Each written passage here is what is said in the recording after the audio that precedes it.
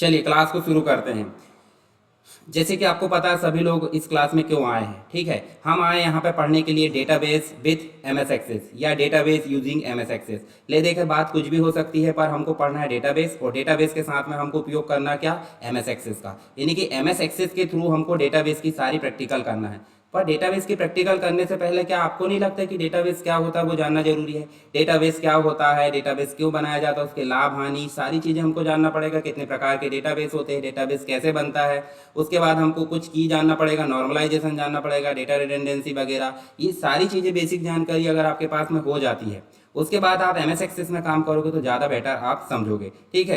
तो सबसे पहले मेरी जो जिम्मेदारी है वो आपको बताना क्या है कि आपको डेटाबेस के बारे में बताना है। डेटाबेस क्या होता है, डेटाबेस के बारे में आप बेसिक रूप से जान जाओगे तो आप आगे अच्छे से उन सारी चीज़ों को समझ पाओगे जो कि हम एमएस एक्सेस में पढ़ने वाले हैं। जैसे कि एमएस एक्सेस में आप क्या पढ़ने वाले हैं, एमएस एक्सेस में हम जो है टेबल पढ़ने वाले हैं। टेबल के बाद जो है आपको क्वेरी देखने को मिलेगी, क्वेरी के बाद हम जो है फॉर्म देखते हैं, फॉर्म के बाद हम जो है रिपोर्ट देखते हैं। तो ये सारे जो चीज़ें देखने को मिल रही है हमको, इनको बोलते हैं हम ऑब्जेक्ट। क्या बोलते हैं, एमएस एक्सेस की ऑब्जेक्ट। और एमएस एक्सेस भी एक प्रकार का क्या है, डेटाबेस सॉफ्टवेयर है। तो सारी चीज़ें ले देखे किसके आसपास घूम रही है, डेटाबेस के।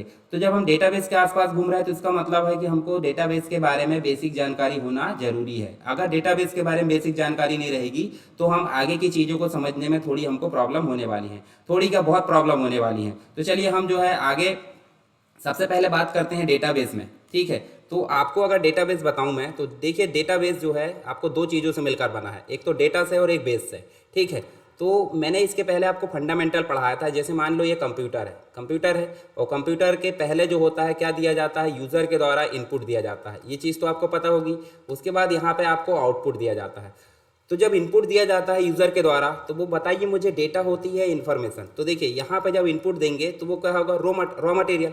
रॉ मटेरियल मतलब ऐसी चीज़ें जो कि अव्यवस्थित होती है, जो कि प्रोसेस नहीं होती हैं। तो इन सभी चीज़ों को हम क्या बोलते हैं, डाटा। डाटा मतलब होता है रॉ फैक्ट। रॉ फैक्ट जो होते हैं वो इनपुट के माध्यम से यूज़र के द्वारा दिए जाते हैं, कंप्यूटर या कोई अन्य प्रोसेसिंग डिवाइस के माध्यम से उसको प्रोसेस किया जाता है।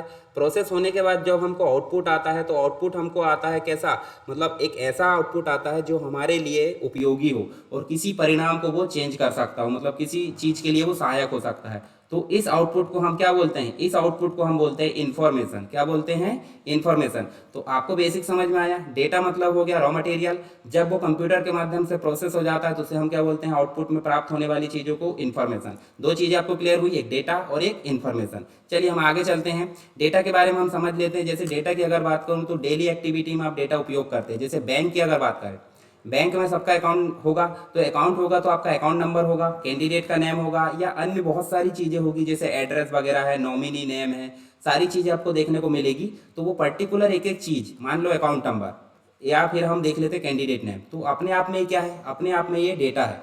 पर ये कंप्लीट अगर इकट्ठा हम जो है जोड़ दें और कहीं व्यवस्थित रूप से रख दें तो हमारी हो जाएगी अकाउंट डिटेल। क्या हो जाएगी, अकाउंट डिटेल हो जाएगी। अकाउंट डिटेल अगर हो जाती है तो वो हो जाएगी क्या, वो बैंक के लिए हमारी इन्फॉर्मेशन हो जाएगी। क्या सिर्फ अकाउंट नंबर, चलिए अकाउंट नंबर तो भले हम देख सकते हैं कि अकाउंट नंबर से हम जानकारी सर्च कर सकते हैं, पर ओनली अकाउंट नंबर हमारा कोई काम का नहीं है। पर उसके साथ account number, IFSC code, branch code है, ब्रांच का नाम है, कैंडिडेट का नाम है, इन सभी चीज़ों को मर्ज करके अगर उसको व्यवस्थित कर देते हैं तो इसका मतलब वो क्या बन जाती है, वो हमारे लिए इन्फॉर्मेशन बन जाती है। इसके अलावा लाइब्रेरी सिस्टम क्या है, लाइब्रेरी सिस्टम में बुक आप इशू कराते हैं, बुक का नाम है, बुक ऑथर का नाम है, ये सारी चीज़ें क्या होगी, डाटा हो गई। पर बुक हमारे लिए क्या हो गई, इन्फॉर्मेशन हो गई। कॉन्टैक्ट लिस्ट में आप देख सकते हैं, लेजर में देख सकते हैं, इंक्वायरी सिस्टम में देख सकते हैं, बिलिंग में, होटल मैनेजमेंट में, इन सभी में जो छोटा छोटा मतलब रॉ फैक्ट होता है उसे हम क्या बोलेंगे, डाटा बोलेंगे। इसके अलावा आप देख सकते हैं डाटा अगर पूछा जाता है, डाटा अलग अलग प्रकार का हो सकता है। डाटा वीडियोस भी हो सकता है, डाटा टेक्स्ट भी हो सकता है, डाटा साउंड हो सकता है, डाटा टेक्स्ट हो सकता है, या फिर इमेज भी हो सकता है। तो ये सभी चीज़ें जो है हमारी क्या है, डाटा के प्रकार है। जैसे वीडियो भी अपने आप में क्या हो जाएगा, डाटा। जैसे मान लो आप जो है एमएस एक्सेस आप पढ़ते हो और वीडियो को डाउनलोड करके कहीं रख लेते हो, तो आपके लिए क्या हो जाएगा, डाटा। यानी कि एक प्रकार की जो चीज़ें हैं वो आप पढ़कर उससे कुछ सीख पाते हो। इमेज क्या हो जाएगी आपके लिए, वो भी एक प्रकार का डाटा हो जाएगा। जैसे आप बोलते हैं ना आपके मोबाइल में इमेज रखी हुई है, यानी कि आप कैमरा से क्लिक करते हो और अगर इमेज को उसमें रख लेते मेमोरी में और आप जो है रीसेट मारते तो आप बोलते हैं ना कि डाटा डिलीट हो गया, तो ये सारी चीज़ें हो गई आपकी डाटा हो गई। साउंड क्या हो गया अपने आप में डाटा, जैसे वॉइस मैसेज वगैरह, वॉइस लेक्चर आप रखते हो तो वो सभी चीज़ें क्या कहलाएगी, डाटा। टेक्स्ट क्या हो गया आपके लिए, डाटा हो गया। तो ये सभी चीज़ें जो है अगर हम कंप्यूटर में रखते हैं वो किस फॉर्म में स्टोर होती है, वो ये सारी चीज़ें स्टोर होती है 0 1 के फॉर्म में। किस फॉर्म में स्टोर होती है, 0 और 1 के फॉर्म में। ठीक है, आगे हम चले यहाँ पे, तो ये सारी चीज़ें आप एक देख सकते हैं कि इमेजेस वगैरह जितनी भी चीज़ें होती है वो यहाँ पे 0 और 1 के फॉर्म में ही उपस्थित होती है, कहाँ पे, कंप्यूटर में। और 0 और 1 को हमको पता है बिट बोला जाता है। क्या बोला जाता है, बिट। चलिए आगे चलते हैं, और हम यहाँ पे जब बिट की बात आती है तो मेमोरी की बात आ जाती है। और मेमोरी मेजरमेंट यूनिट हमने ऑलरेडी पढ़ चुके हैं फंडामेंटल में। सबसे छोटी होती है बिट, उसके बाद होती है 4 बिट का जो कलेक्शन होता है उसे बोलते हैं निबल, और 8 बिट अगर कर दिया जाए तो वो बन जाती बाइट, और बाइट से बनती केबी, केबी से एमबी। इस प्रकार से आप देख सकते हैं। तो ये चीज़ें तो हमको यहाँ पढ़ना नहीं है, पर हम एक ओवरव्यू देख लिए हैं। चलिए, डाटा हम एक देख सकते हैं, डाटा जब प्रोसेसिंग हो जाता है तो वो किस में कन्वर्ट हो जाता है, इन्फॉर्मेशन में। इसका मतलब यहाँ पे हमारा हो गया डाटा, और डाटा हो गया हमारा क्या, प्रोसेस। क्या हो गया, प्रोसेस। और प्रोसेस होने के बाद किस में कन्वर्ट हो गया, वो बन गया इन्फो, यानी कि इन्फॉर्मेशन में। तो जब तक वो प्रोसेस नहीं होगा उसके पहले क्या कहलाएगा, डाटा। और प्रोसेस होने के बाद वो चीज़ें हमारी हो जाती है इन्फॉर्मेशन। यानी कि डाटा को व्यवस्थित तरीके से अगर जमा दिया जाता है तो उसे हम बोलते हैं इन्फॉर्मेशन। तो ये इन्फॉर्मेशन तक आपको क्लियर हो गया होगा। चलिए आगे चलते हैं। वीडियो को लाइक कर दिया करो और वीडियो को शेयर कर दिया करो, है ना। ये चीज़ें आपको बोलना नहीं पड़ेगा, जो भी लोग जो है जिन्होंने नहीं करा है। चलिए, इन्फॉर्मेशन मतलब आप समझ गए। इन्फॉर्मेशन मतलब डाटा को प्रोसेस करने के बाद जब व्यवस्थित रूप से जमा दिया जाता है, जो किसी परिणाम को चेंज कर सकती है, जो हमारे लिए उपयोगी होती है, उन चीज़ों को हम क्या बोलते हैं, इन्फॉर्मेशन बोलते हैं। तो ये आप जो है इसको एक बार आपने पढ़ लिए होंगे पीडीएफ को, तो आप एक बार और पढ़ लेना। ठीक है, डेटा आप समझ गए, इन्फॉर्मेशन आप समझ गए। अब नॉलेज, नॉलेज बताइए मुझे, नॉलेज मतलब क्या है। हर एक इन्फॉर्मेशन अपने आप में नॉलेज थोड़ी होगी, पर इन्फॉर्मेशन को पढ़ के हम अपने आप में कुछ सीखते हैं तो उसे हम क्या बोलते हैं, नॉलेज। तो नॉलेज मतलब ज्ञान हो गया ना हमको पढ़कर। तो नॉलेज इन्फॉर्मेशन से बहुत अलग है, यानी कि इसको हम बोलेंगे क्या, सैद्धांतिक। क्या बोलेंगे, सैद्धांतिक चीज़ बोलेंगे। सैद्धांतिक मतलब एक प्रकार से थ्योरी पार्ट। क्या बोलेंगे, थ्योरी पार्ट। पर थ्योरी का ही अगर हम कर लेते हैं प्रैक्टिकल, क्या कर लेते हैं, प्रैक्टिकल, तो प्रैक्टिकल करने के बाद हमको कुछ सीख मिलती है ना, उसे हम बोलते हैं ज्ञान, यानी कि नॉलेज बोलते हैं। तो दोनों में आपको अंतर पता चला होगा। अब एक होता है फ्लैट डेटाबेस। आपने एमएस वर्ड उपयोग करी कि नहीं, एमएस वर्ड में आप सीधे टेबल में कुछ जानकारी रख लेते हो या कुछ टाइप करके रख लेते हो। तो फ्लैट डेटाबेस ढूंढने में प्रॉब्लम हो सकती है, अगर व्यवस्थित रखना तो वो भी हमारे लिए दिक्कत होती है। तो फ्लैट डेटाबेस भी होते हैं जो कि टेबल के फॉर्म में नॉर्मली रख लिए जाते हैं, जैसे देखिए फ्लैट डेटाबेस। ठीक, अब देखिए यहाँ पे आपको, देखिए बीच में कोई भी कमेंट नहीं करेगा अन्य अनावश्यक चीज़ें, क्योंकि बीच में कमेंट करोगे तो हमारी क्लास डिस्टर्ब होगी। पूरा मेरे को कंप्लीट पढ़ा लेने दो, उसके बाद आप जो है लास्ट में मैं डाउट के लिए आपको समय दूंगा, तो वहाँ पे कमेंट करना, वहाँ से मैं सारी चीज़ें आपकी सॉल्व कर दूंगा। ठीक है, सब समझदार है, सब अच्छे बच्चे हैं, तो सभी को अच्छे से पढ़ना है। अनावश्यक कमेंट और बीच में कोई भी कमेंट नहीं करेगा। जब मैं पूछूँ तभी आप जो है क्या कर सकते हो, कमेंट कर सकते हो, अन्यथा यहाँ पे बीच में आपको कमेंट नहीं करना है। चलिए, यहाँ पे इस प्रकार से अगर टेबल के फॉर्म में हम एमएस वर्ड में रख देते हैं तो इसे हम बोलेंगे फ्लैट डेटाबेस। आगे हम और देखेंगे। तो यहाँ देखिए, डेटा जब प्रोसेस हुआ, प्रोसेस होकर कहाँ चला गया, इन्फॉर्मेशन में। इन्फॉर्मेशन को कहीं ना कहीं आप रखोगे कि नहीं, बिल्कुल रखोगे, व्यवस्थित तौर पे कहीं ना कहीं रखोगे। तो जब आप उसको रखोगे तो उसे बोलेंगे डेटाबेस। क्या बोलेंगे उसको, डेटाबेस। यानी कि डेटा से प्रोसेस होने के बाद जब वो इन्फॉर्मेशन बन जाता है, इन्फॉर्मेशन को जब हम व्यवस्थित तौर पे कहीं रखते हैं तो उसे हम क्या बोलते हैं, डेटाबेस। और डेटाबेस अलग अलग प्रकार से रखे जाते हैं, उन चीज़ों को भी हम यहाँ पे जानने वाले हैं। तो डेटाबेस आप समझ गए, आप इसको एक बार पढ़ लेना। जैसे आप यहाँ एक चीज़ और देखिए, सबसे छोटी जो यूनिट होती है वो 0 1, यानी कि एक को हम बोलते हैं बिट, और बिट से मिलकर क्या बनता है, अगर 8 बिट मिला दिया जाए, 8 बिट अगर ना भी मिलाए तो बिट एक से अधिक हो गई तो वो क्या बन जाती है, बाइट। तो बाइट कैसे, देखिए 8 बिट के जो कलेक्शन उसको हम बोलेंगे बाइट। जैसे मान लो नाम लिखा है, चलिए यहाँ पे हम लिख देते हैं क्या, ये लिख दी हमने सरकार। क्या लिख दिए, सरकार। तो एस अपने आप में क्या है, एस अपने आप में बाइट है, ए अपने आप में बाइट है, आर अपने आप में बाइट है, के अपने आप में बाइट है। तो बाइट किससे मिलकर बन रही है, 8 बिट से। 8 बिट के कलेक्शन को हम बोलेंगे एक कैरेक्टर, और एक कैरेक्टर को हम यहाँ बोलते हैं बाइट। और बाइट अगर एक से अधिक मिल जाए, मतलब देखिए हमने लिखे थे, जैसे मान लो ये नेम लिख रहा है, तो नेम अपने आप में क्या है, नेम अपने आप में एक फील्ड हो गई। तो फील्ड किससे मिलकर बनी है, एक एक कैरेक्टर से, और एक कैरेक्टर अपने आप में क्या है, बाइट, और बाइट के कलेक्शन को हम क्या बोलते हैं, फील्ड। तो फील्ड किससे मिलकर बनी है, वो मिली है बाइट से। अब एक से अधिक फील्ड, जैसे नेम है, उसके बाद हम लिख देते हैं एड्रेस है, तो ये 2 फील्ड हो गई ना, एक से अधिक फील्ड हो गई। तो एक से अधिक फील्ड अगर मिल जाए तो वो क्या बन जाती है, वो बन जाती है रिकॉर्ड। और एक से अधिक रिकॉर्ड बन गया तो क्या बन जाती है, फाइल या तो टेबल। आगे पढ़ेंगे इसके बारे में। और जब टेबल कलेक्ट कर लिए जाते हैं, टेबल मतलब कोई इन्फॉर्मेशन को व्यवस्थित तरीके से हम रख लिए, किसके फॉर्म में, टेबल। टेबल के कलेक्शन को हमने क्या बोल दिए, डाटाबेस। क्या बोल दिए, डाटाबेस। आई होप आपको समझ में आ गया होगा डाटाबेस के बारे में। चलिए आगे और पढ़ लेते, जैसे एमएस एक्सेस में आप पढ़ोगे तो सेल्समैन अपने आप में क्या है, फील्ड है, ये सिटी अपने आप में फील्ड है, सैलरी अपने आप में फील्ड है, बिजनेस अपने आप में फील्ड है। जब इतने सारे सब चीज़ें कनेक्ट हो जाए, जैसे देखिए मिस्टर राजा, उसके बाद ये छिंदवाड़ा का निवासी है, 5,000 इसकी सैलरी है, बिजनेस इसका इसने किया है कितना, 60,000 का। तो ये कंप्लीट अगर रिकॉर्ड निकाल कर बोल दे तो ये कंप्लीट जो रो है उसको क्या बोलेंगे, रिकॉर्ड। और रिकॉर्ड एक से अधिक कहाँ मिल रहा है, ये टेबल में। जैसे ये देखिए एक से अधिक रिकॉर्ड है तो इसे हम क्या बोलेंगे, टेबल। और टेबल का कोई भी एक नाम हो सकता है, और टेबल के कलेक्शन को हम बोल देंगे डेटाबेस। आई होप आपको समझ में आ रहा होगा। चलिए हम एक चीज़ और जान लेते हैं, डेटा को प्रोसेस करने के बाद इन्फॉर्मेशन बनती है, इन्फॉर्मेशन जहाँ स्टोर होती है उसे बोलते हैं डेटाबेस। अब डेटाबेस आपको बनाना है तो डेटाबेस बनाने के लिए कोई ना कोई ऐसे सॉफ्टवेयर की ज़रूरत पड़ेगी जो उसको अच्छे से मैनेज कर पाए, तो उस सॉफ्टवेयर को बोलते हैं डीबीएमएस। क्या बोलते हैं, डेटाबेस को मैनेज करने वाले सॉफ्टवेयर को बोलते हैं डीबीएमएस। डीबीएमएस मतलब होता है डेटाबेस मैनेजमेंट सिस्टम, जिसके अंतर्गत एंड यूज़र रहता है जो कि इन्फॉर्मेशन को देख सकता है, उपयोग कर सकता है। डेटाबेस डिज़ाइनर रहता है, और डेटाबेस में सारे रूल्स जिसके पास सुरक्षित रहते हैं उसे बोलते हैं एडमिन या एडमिनिस्ट्रेटर। क्या बोलते हैं उसको, एडमिनिस्ट्रेटर। चलिए आगे चलते हैं और हम एलिमेंट्स ऑफ डेटाबेस। डेटाबेस के एलिमेंट्स अगर समझाने को बोला जाए, जैसे एक क्वेश्चन आएगा आपके पास में, डेटाबेस क्या है, डेटाबेस की विशेषताएं बताइए, डेटाबेस के प्रकार बताइए। तो डेटाबेस क्या है वो तो पता चल गया, अब हम उसके प्रकार भी देख लेंगे। अगर एलिमेंट पूछा तो एलिमेंट आप क्या बता सकते हैं, डेटाबेस में फील्ड होती है, डेटाबेस में फील्ड के कलेक्शन को रिकॉर्ड बोलते हैं, डेटाबेस में रिकॉर्ड के कलेक्शन को टेबल बोलते हैं। तो आपको तीन चीज़ें यहाँ पता चली, एक तो फील्ड, और फील्ड किसे बोलेंगे, फील्ड पर्टिकुलर एक जो एस आई डी है, यानी कि स्टूडेंट आईडी अपने आप में जो कंप्लीट है ये फील्ड है।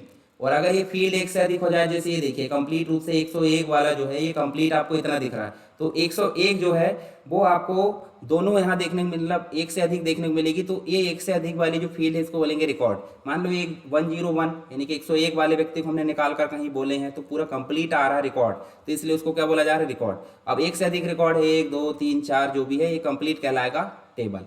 समझ गए आप। फील्ड, फील्ड मतलब सिंगल कॉलम, फील्ड एक से अधिक होगी तो वो क्या बन गया, रिकॉर्ड, और रिकॉर्ड एक से अधिक होगा तो वो बन गया टेबल। तो इनको आप इस प्रकार समझा सकते हैं। चलिए आगे चलते हैं हम यहाँ पे। अब आपसे पूछा जाएगा जब आप डेटाबेस पढ़ रहे हो, डेटाबेस जब पढ़ रहे हो तो उसमें आपको जरूरत पूछा जाएगा, यानी कि आवश्यकता क्या है। सिंपल सी बात है, जब डेटाबेस आप पढ़ोगे तो डेटाबेस पढ़ोगे उसमें आपको क्या ज़रूरत है, किसी भी चीज़ की ज़रूरत कब होती है तभी आप उपयोग करते हो। जब आपसे पूछा जाए कि डेटाबेस की आवश्यकता क्या है, तो एग्जाम में क्वेश्चन आ सकता है कि डेटाबेस की आवश्यकता हमको क्यों पड़ती है। तो डेटाबेस की आवश्यकता हमको क्यों पड़ती है बताइए मुझे। डेटाबेस की आवश्यकता देखिए यहाँ पे कुछ पॉइंट लिखे, इन पॉइंट्स को आप समझा सकते हैं। डेटाबेस के द्वारा हम कम स्पेस में ज़्यादा डेटा को स्टोर कर सकते हैं। सिंपल सी बात है, अगर कोई चीज़ हम व्यवस्थित तौर पर रखते हैं तो हम उस चीज़ को जो है ज़्यादा मतलब ज़्यादा चीज़ों को कम जगह में व्यवस्थित कर सकते हैं, ये काम हो गया। दूसरी चीज़, किसी भी जानकारी को आसानी से एक्सेस, जब आप व्यवस्थित करके रखोगे तो कोई भी चीज़ को आप आसानी से वहाँ से निकाल सकते हो। नेक्स्ट है डेटा को इंसर्ट करना, पुराने डेटा को एडिट करना और डिलीट करना, ये सारी चीज़ें आपको मेंटेन करने में काफ़ी आसानी होती है। फिल्टर, यानी कि कोई डेटा को आप आसानी से ढूंढ सकते हो, फिल्टर लगा सकते हो, क्रम अनुसार जमा सकते हो, उल्टे क्रम या सीधे क्रम। डेटाबेस में बहुत सारे एप्लीकेशन यूज़र या जो है एक साथ एक्सेस कर सकते हैं। इसके अलावा देखिए डेटाबेस में टेबल से डाटा को इंपोर्ट किया जा सकता है, डाटा को एक्सपोर्ट किया जा सकता है। पेपर फाइल्स की तुलना में ये सिक्योरिटी होती है इसमें, क्यों, क्योंकि कोई अन्य व्यक्ति हमारे अलावा इसको एक्सेस नहीं कर सकता। रिडंडेंसी की प्रॉब्लम कम हो जाती है। रिडंडेंसी का मतलब जैसे डेटा डबल डबल बार रिपीट हो गया है तो उसे बोलते हैं रिडंडेंसी। तो जबकि डेटाबेस में हम डेटाबेस मतलब जो डेटा है उसको मैनेज करते हैं तो वहाँ डुप्लीकेसी की प्रॉब्लम खत्म हो जाती है, उसे बोलते हैं रिडंडेंसी को कम करना। प्रोग्राम और डेटा को एक दूसरे से अलग रखता है, ठीक है। इसके अलावा बैकअप और रिकवरी, यानी कि डेटाबेस में बैकअप लेने का सुविधा रहती है, ताकि कुछ दिक्कत आ जाए तो आप उसको फिर से रिस्टोर कर सकते हो। चलिए आगे चलते हैं, इसके बारे में आप समझ गए होंगे, लिख लेना, ये हमने देख लिया डायग्राम।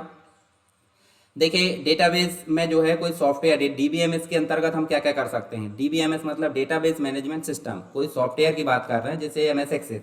हालांकि एमएस एक्सेस आपका क्या है, आरडीबीएमएस है। क्या है, आरडीबीएमएस। देखिए डीबीएमएस और आरडीबीएमएस में मैं अभी अंतर बताऊंगा, दोनों में आपको बिल्कुल भी टेंशन नहीं लेना है। आर मतलब होता है रिलेशनल और डीबीएमएस मतलब डेटाबेस मैनेजमेंट सिस्टम। तो डीबीएमएस का मतलब आप समझे कि नहीं अभी, ऐसा सॉफ्टवेयर, ऐसा एप्लीकेशन जो डेटाबेस को मैनेज करने का काम करता है उसे बोलते हैं डीबीएमएस। और डीबीएमएस के विभिन्न प्रकार होते हैं जिसमें कि आरडीबीएमएस भी एक प्रकार है, तो अभी हम उसके बारे में पढ़ेंगे, आपको बिल्कुल भी टेंशन नहीं लेना है। तो डीबीएमएस के द्वारा हम डेटाबेस को क्रिएट कर सकते हैं, पहली बात, ठीक है। डेटाबेस कैसे क्रिएट करते हैं हम आगे देखेंगे। डेटाबेस के अंदर हम टेबल बना सकते हैं, ये भी पता है आपको। डेटाबेस के अंदर अगर टेबल बनाए तो उसमें डेटा इंसर्ट भी कर सकते हैं, टेबल को हम मैनेज भी कर सकते हैं, काम तो हो गया। डेटाबेस में से डेटा स्टोर करें हैं तो उसको निकाल कर हम देख भी सकते हैं, ठीक है। पहले से स्टोर डाटा को हम एडिट कर सकते हैं और डेटा को डिलीट भी कर सकते हैं। ये सारे काम होते हैं डेटाबेस के अंतर्गत, यानी डीबीएमएस के अंतर्गत, डेटाबेस मैनेजमेंट सिस्टम के अंतर्गत। चलिए ये आपको समझ में आ गया, आगे और करेंगे इसके बारे में हम। अब आपसे पूछा जाएगा कुछ जैसे कुछ डीबीएमएस सॉफ्टवेयर है, जैसे माई एसक्यूएल है। एसक्यूएल मतलब स्ट्रक्चर क्वेरी लैंग्वेज, ये माइक्रोसॉफ्ट के द्वारा। ओरेकल आप देख सकते हैं। उसके बाद देखिए आप देख सकते हैं एसक्यूएल सर्वर है, आईबीएम के द्वारा DB2 बनाया था। पोस्टग्री जो है एसक्यूएल है, सिंपल डीबी है। तो इनमें से एसक्यूएल ज़्यादातर यूज़ होता है, एसक्यूएल है, एसक्यूएल सर्वर है, ये दोनों जो है। एसक्यूएल ये वाला जो है ऑनलाइन यूज़ होता है और ये वाला जो है ऑफलाइन हम देख सकते हैं यूज़ होता है। हम यूज़ करेंगे क्या, हम यूज़ करेंगे यहाँ पे एक्सेस, क्योंकि एक्सेस ही पढ़ने आए हम, एक्सेस हमारे लिए काफ़ी इंपॉर्टेंट है।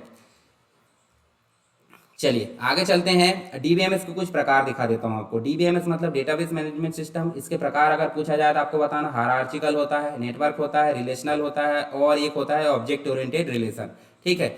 चलिए यहाँ पे नेक्स्ट हम देखते हैं हायरार्चिकल डीबीएमएस। तो हायरार्चिकल डीबीएमएस को आप इस प्रकार समझ सकते हैं, जैसे कोई कॉलेज देखें, कॉलेज में डिपार्टमेंट होता है, डिपार्टमेंट में कोई इंफ्रास्ट्रक्चर भी होता है, फिर डिपार्टमेंट के अंतर्गत कोर्स वाला डिपार्टमेंट होता है, मतलब टीचर वाला होता है, स्टूडेंट वाला। कोर्स में देखें थ्योरी होता है, लैब होता है। तो अगर यहाँ पे इस स्टूडेंट को अगर लैब की कोई चीज़ चाहिए तो वो कहाँ जाएगा, कोर्स वाले सेक्शन में। कोर्स वाले सेक्शन में जाकर लैब में से जाकर वो उठा लेगा। तो ट्री स्ट्रक्चर में जो चलता है, ट्री स्ट्रक्चर मतलब आप समझ रहे हैं, रूट होता है, रूट के बाद सब रूट, यानी जैसे पेड़ होता है ना, पेड़ की मेन रूट होती है, मेन रूट के बाद सब रूट होती है, सब रूट के बाद अन्य सब रूट होती है। तो ऐसे अगर स्ट्रक्चर बना के अगर कोई डाटा स्टोर होता है, उसे बोलते हैं हायरार्चिकल डाटा। क्या बोला जाता है, हायरार्चिकल डाटाबेस उसको बोला जाता है, जैसे हायरार्चिकल डीबीएमएस मैनेजमेंट सिस्टम। तो देखिए ये ज़्यादातर कहाँ प्रयोग होता है, बैंकिंग में, टेलीकम्युनिकेशन के क्षेत्र में, यहाँ पे इनको ज़्यादातर उपयोग करते हैं। चलिए आगे चलते हैं। एक और नेक्स्ट जो है हमारे पास में नेटवर्क। आपने मेश टोपोलॉजी पढ़ा है, मेश टोपोलॉजी आपने पढ़ा था। तो मेश टोपोलॉजी में आपने देखा था हर एक नोड जो है अपने आप में किसी अन्य जो नोड है, अन्य नोड से मतलब जैसे कस्टमर है, कस्टमर स्टोर से भी कनेक्ट है, मान लो कस्टमर मैनेजर से भी कनेक्ट हो जाता है, तो क्या होगा, आपस में वो जानकारी अपनी देख सकते हैं। या फिर मैनेजर देखें तो देखिए कस्टमर जो है कहाँ से कनेक्ट है, ऑर्डर से, और कस्टमर जो ऑर्डर है, ऑर्डर मैनेजर से भी कनेक्ट है, और ऑर्डर जो है सेल्समैन से भी कनेक्ट है। मतलब एक ही जो टेबल है वो अन्य बहुत सारी टेबल से आपस में कनेक्ट है, तो इसलिए इसे बोला जाता है नेटवर्क। नेटवर्क का मतलब आप समझते हैं, जितने भी डिपार्टमेंट बने हैं सब आपस में कनेक्ट है एक दूसरे से, ताकि वो जानकारी को एक दूसरे से शेयर कर पाएँ। तो इस प्रकार के डेटाबेस को बोला जाता था नेटवर्क डीबीएमएस।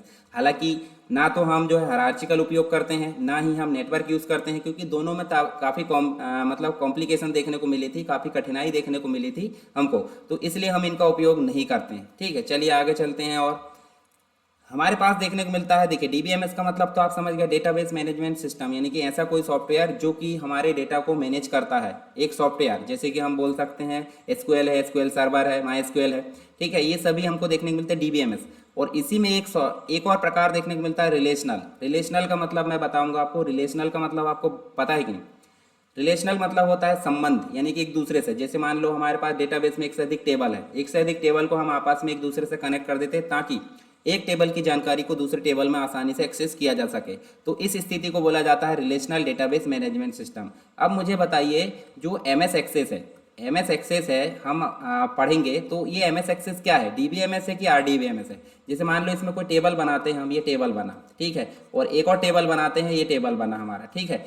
अब इस टेबल की जानकारी हम इससे कनेक्ट कर सकते हैं, बिल्कुल कर सकते हैं, रिलेशन बना सकते हैं। तो सिंपल सी बात है, हमारा एमएस एक्सेस किस प्रकार का सॉफ्टवेयर है, रिलेशनल डेटाबेस मैनेजमेंट सिस्टम, यानी कि एक आरडीबीएमएस टाइप का सॉफ्टवेयर है, ठीक है। अब रिलेशनल में और बहुत सारी चीज़ें हैं, जैसे एसक्यूएल सर्वर में भी हम क्या कर सकते हैं, रिलेशनल डेटाबेस मैनेजमेंट के रूप में आरडीबी है, DB2 है, ओरेकल है, ये सभी जो है क्या है, रिलेशनल डेटाबेस मैनेजमेंट सिस्टम की श्रेणी में आते हैं, जिसमें डेटाबेस जो है टेबल के रूप में मैनेज किया जाता है। सभी टेबल आपस में एक दूसरे से कनेक्ट हो सकती है, ताकि हम किसी भी जानकारी को किसी अन्य टेबल में एक्सेस कर सकें। तो इस प्रकार के डेटाबेस को हम बोलते हैं relational database management system. I hope आपको समझ में आ गया होगा रिलेशनल डेटाबेस मैनेजमेंट सिस्टम और डीबीएमएस में अंतर।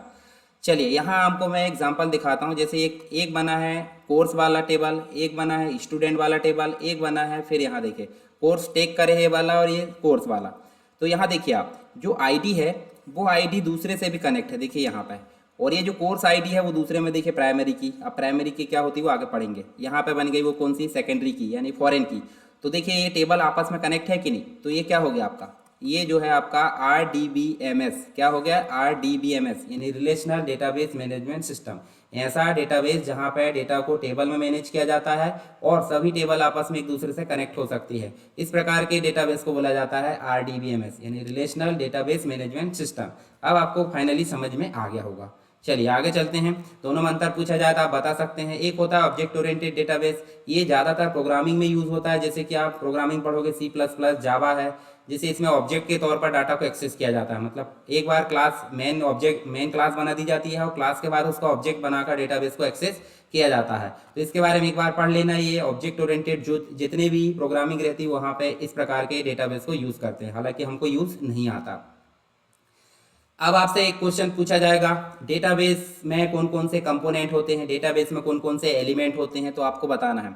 सबसे पहले बात होती है डेटाबेस को मैनेज करने के लिए हार्डवेयर की जरूरत पड़ती है। हार्डवेयर से मतलब आप समझते हैं, देखिए डेटाबेस में हार्डवेयर की जरूरत क्यों पड़ रही है। अब सिंपल सी बात है, आप देखिए स्टोर करना है तो कोई ना कोई मेमोरी की जरूरत पड़ेगी, जैसे हार्ड डिस्क। तो हार्ड डिस्क मतलब एक प्रकार की क्या हो गई, हार्डवेयर। CPU प्रोसेस किया जाएगा तो हार्डवेयर हो गया। अब किसी न किसी प्रोग्राम के माध्यम से किया जाएगा तो वो क्या हो गया, एक प्रकार का सॉफ्टवेयर।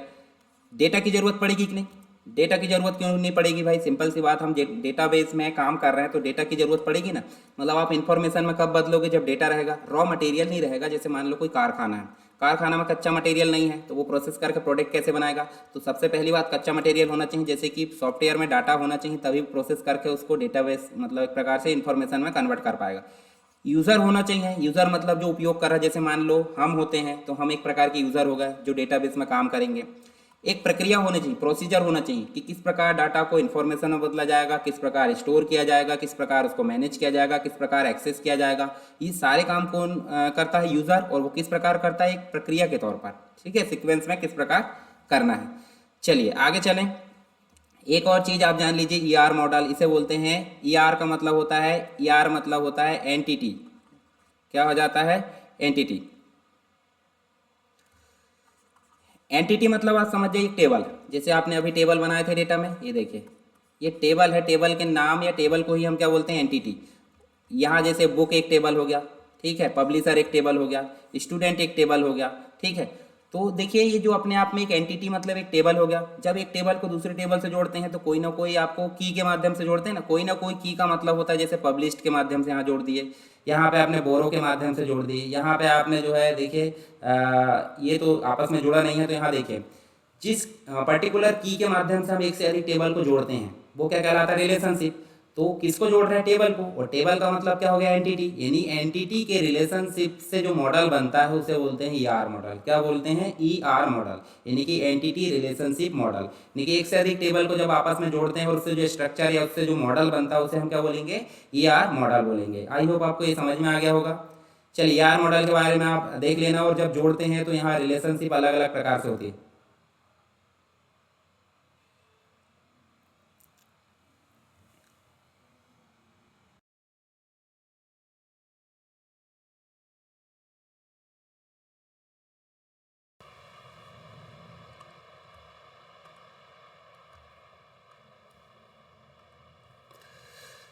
देखिए यहाँ पे जो रिलेशनशिप है वो आपको देखने को मिलेगी 4 प्रकार की। 4 मुख्य रूप से 3 होती है। जब हम आगे एक्सेस में बात करेंगे रिलेशनशिप की तो वहाँ आपको रिलेशनशिप मिलेगी। जैसे देखिए यहाँ पे 1 to 1 मिलेगी, 1 to के उसके बाद आपको 1 to मैनी मिलेगी, फिर मैनी टू 1 मिलेगी, या मैनी टू मैनी भी मिल सकती है, एक से अधिक, ठीक है। चलिए आगे चलते हैं, इसके बारे में और पढ़ लेते हैं। अब आपसे जैसे क्वेश्चन पूछ लिया जाता है, ठीक है, जैसे आपसे एक क्वेश्चन पूछा जाएगा डेटाबेस क्या है, डेटाबेस के फायदे बताइए। तो फायदे आप बता सकते हैं। देखिए डेटा को स्टोर कर सकते हैं, डेटा को रिट्राइव कर सकते हैं, इसकी सिक्योरिटी मेंटेन कर सकते हैं, ठीक है, कम जगह में ज़्यादा डाटा मैनेज कर सकते हैं, डाटा को अच्छे से व्यवस्थित तरीके से रख सकते हैं। तो कितने आप लाभ बताओगे, अभी हमने उसमें देखे थे फायदे क्यों जरूरत पड़ती है, उसी को आप लाभ में कन्वर्ट कर दीजिए, कोई दिक्कत थोड़ी उसमें। चलिए उसके घाटे बता सकते हैं। जैसे देखिए हार्डवेयर का खर्चा ज़्यादा हो जाता है, सॉफ्टवेयर की कॉस्ट हमको ज़्यादा लग जाती है। हालांकि देखिए डेटाबेस हमारे लिए फ़ायदे की बात है, पर अगर क्वेश्चन पूछा जाता है घाटा तो आपको कुछ ना कुछ तो लिखना पड़ेगा, क्योंकि सिंपल सी बात है, कोई भी चीज़ आप बताओगे तो उसके दोनों पक्ष आपको पता होने चाहिए, एक तो घाटा वाला भी और एक फ़ायदा वाला भी। तो दोनों फ़ायदा और घाटा दोनों पता रहे। जैसे यहाँ देख सकते हैं हम, देखिए काफ़ी कठिन हो जाता है, ट्रेनिंग देना आवश्यक होता है, नहीं तो कोई भी गलत कर सकता है।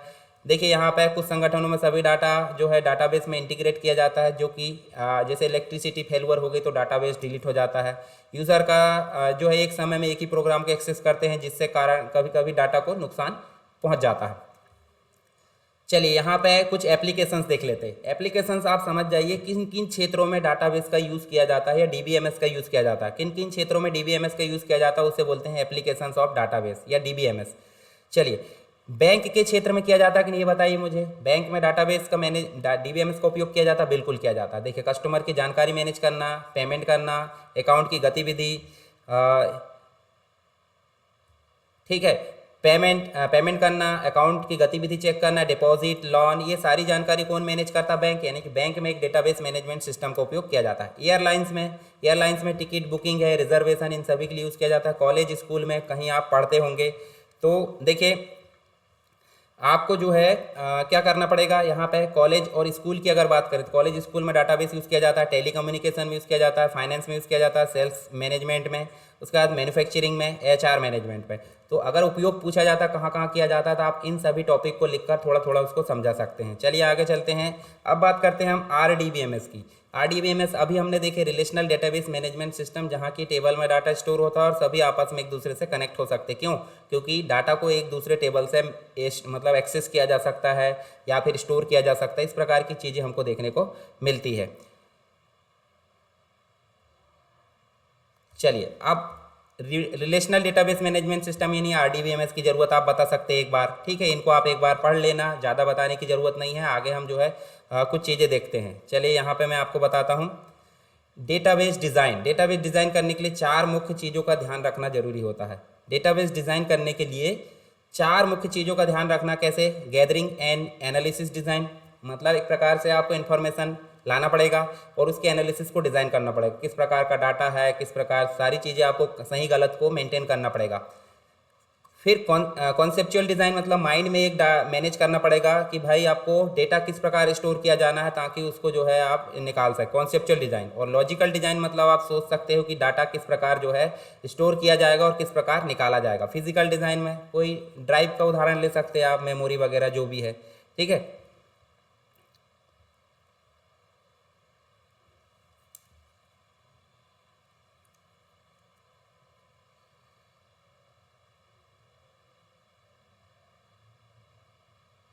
चलिए देखिए, जो कमेंट कर रहे हैं उनको मैं बता दूं, अभी बिल्कुल भी कमेंट नहीं करना है आपको। आपको कमेंट कब करना है? जब मैं बोलूँगा आपको डाउट के लिए। देखिए यहाँ आपने क्वेश्चन किया है कि अगर देखिए कॉपी कितने पेज में लिखना है, क्या लिखना है, उसके लिए मैंने वीडियो बना रखा हूँ। आप देख सकते हैं अरविंद टिप्स वाले चैनल में जाकर, उसमें आपको वीडियो देखने को मिल जाएगा कि किस प्रकार आपको पेपर हल करना है। उसमें आपको वो सारी चीज़ें मिल जाएगी उस वीडियो में। आप उस वीडियो को देख लीजिए जाकर, ठीक है। वो उसमें मैंने सारी चीज़ें बताया और इंपॉर्टेंट क्वेश्चन वाला वीडियो बनाया मैंने, वहाँ पे भी जाकर उसको देख सकते हैं। कंप्लीट एक्सेस का जो मतलब हमने वीडियो डाला है 3.5-4 घंटे का, उसको भी आप देख सकते हैं। तो बीच में आप कमेंट नहीं करोगे, ठीक है। समझ गए कि नहीं? सभी समझदार है, बीच में कमेंट नहीं करना है, बीच में बिल्कुल भी कमेंट नहीं करना है।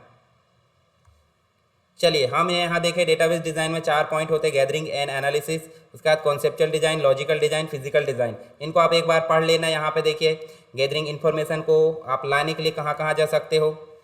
इन्फॉर्मेशन को लाने के लिए आप जो है ऑन साइट यानी कि उसकी जगह पर जा सकते हैं जिसके लिए डेटाबेस बना रहे हो। इंटरव्यू लेकर आप इन्फॉर्मेशन ले सकते हो, डॉक्यूमेंटेशन के द्वारा और क्वेश्चन पूछ के, इस प्रकार से आप इन्फॉर्मेशन को ले सकते हो, ठीक है। ये सारी चीज़ आप एक बार पढ़ लेना। चलिए इनको हम जो है यहाँ पे नहीं देखते।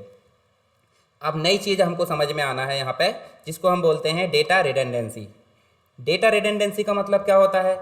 मान लो किसी व्यक्ति का डाटा बार बार कहीं स्टोर कर दिए हमने, तो डुप्लीकेट हो गए कि नहीं? उस डुप्लीकेसी को ही क्या बोलते हैं? Data redundancy. बस इतनी चीज़ें समझ लीजिए, डेटाबेस की डुप्लीकेसी को क्या बोलते हैं? Data redundancy. डेटा बार बार आ रहा हो उसे क्या बोलेंगे? Data redundancy. एक होता है डेटा रिडंडेंसी के बाद डेटा इनकंसिस्टेंसी। डेटा इनकंसिस्टेंसी का मतलब क्या होता है? देखिए, डेटा बार बार हम रिपीट करेंगे तो हर बार कोई ना कोई मिस्टेक करेंगे। उदाहरण के रूप में एक बार हमने जो है राकेश इस प्रकार लिखे स्टोर कर दिए, एक बार जो है राकेश को गलती से इस प्रकार लिखे ई लगाकर सेव कर दिए, ठीक है। एक बार राकेश को डबल ए लगा कर इस प्रकार सेव कर दिए। तो ये देखिए तीनों बार राकेश जो है सेव हुआ है, तीनों बार जो है, तीनों बार राकेश अलग अलग लिखा है, डुप्लीकेट तो हुआ है, पर डुप्लीकेट के कारण राकेश में मिसमैच हो रहा है, यानी कि ये राकेश को अलग मानेंगे, दूसरे राकेश को अलग मानेंगे, तीसरे राकेश को अलग मानेंगे। तो तीनों राकेश को जब हम अलग मान रहा है तो इससे क्या प्रॉब्लम हो रही है, डेटा इनकंसिस्टेंसी, मतलब सभी को हम अलग अलग मान रहे हैं जबकि वो डुप्लीकेट है। डेटा रिडंडेंसी के कारण किसकी प्रॉब्लम उत्पन्न हुई है, रिपीटेबल, यानी कि हमको कन्फ्यूजन हो रहा है कि कौन सा राकेश है कौन सा नहीं है, तो इस प्रॉब्लम को बोलते हैं डेटा इनकंसिस्टेंसी। ठीक है, जैसे यहाँ राकेश लिखा, इस राकेश को और अलग नाम से दूसरी जगह लिख देते हैं तो उसे क्या बोला जाएगा, डेटा इनकंसिस्टेंसी। ठीक है,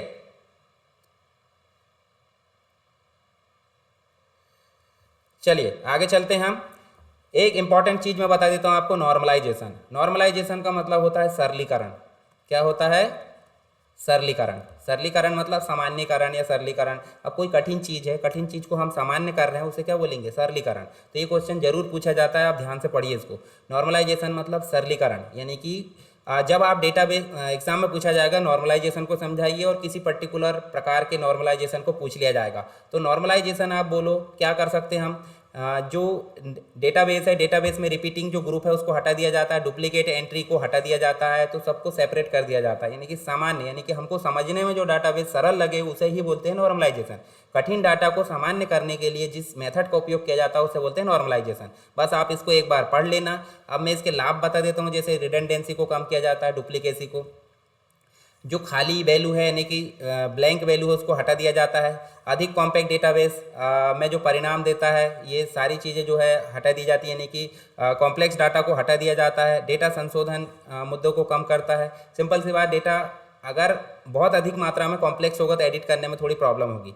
क्यूरी सरल होती है, क्यूरी सरल का मतलब क्वेश्चन हमारे सरल हो जाते हैं, स्वच्छ और समझने में आसान होता है, डेटाबेस का विस्तार कर सकते हैं आसानी से। ठीक है, इंडेक्स को ढूंढ सकते हैं, सॉर्ट कर सकते हैं, बना सकते हैं, सारे काम आसान हो जाते हैं कब, जब हम डेटाबेस को नॉर्मलाइज कर देते हैं। तो डेटाबेस नॉर्मलाइजेशन के लाभ आपको समझ में आ गए।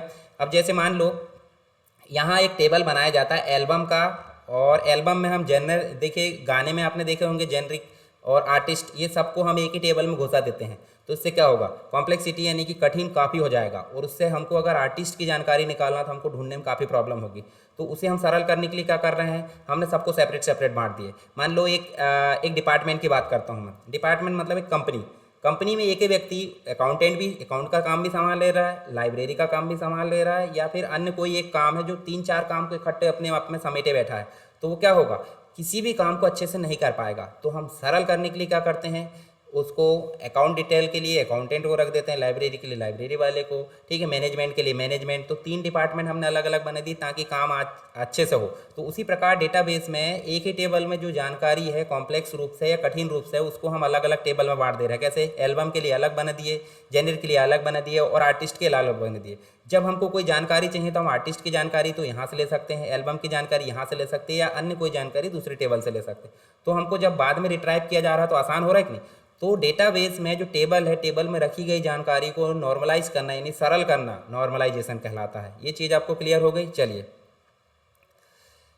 नॉर्मलाइजेशन के कुछ प्रकार होते हैं, जैसे कि फर्स्ट एनएफ होता है normal form, first normal form होता है, सेकंड नॉर्मल फॉर्म होता है, थर्ड नॉर्मल फॉर्म होता है, बीसीएनएफ यानी वाइस कोड नॉर्मल फॉर्म होता है, फोर्थ एनएफ होता है, फिफ्थ एनएफ। यहाँ से आपके लिए एक दो तीन इंपॉर्टेंट है, मुख्य रूप से तीन इंपॉर्टेंट है, तीन में से आपको कोई भी पूछा जा सकता है। अगर इनमें से आपको पूछा जा सकता है तो आगे आप और देख सकते हैं, हम देखिए हम सभी को पढ़ेंगे यहाँ पर इंपॉर्टेंट आपके लिए तीनों हो जाते हैं। ऐसा पूछेगा कि नॉर्मलाइजेशन क्या होता है, नॉर्मलाइजेशन के प्रकार कौन कौन से हैं, फर्स्ट नॉर्मल फॉर्म को समझाइए, या फिर सेकंड नॉर्मल फॉर्म को समझाइए, या फिर थर्ड नॉर्मल फॉर्म को समझाइए। ठीक है, चलिए आगे देखते हैं। फर्स्ट नॉर्मल फॉर्म की अगर बात करूं मैं, फर्स्ट नॉर्मल फॉर्म क्या होता है, यहाँ डुप्लीकेट रो नहीं होगी, सिंगल वैल्यू होनी चाहिए, एंट्रीज जो होती है एक एंट्रीज का जो प्रकार है एक जैसा ही होना चाहिए। ठीक है, एंट्रीज का जो प्रकार है एक जैसा होना चाहिए।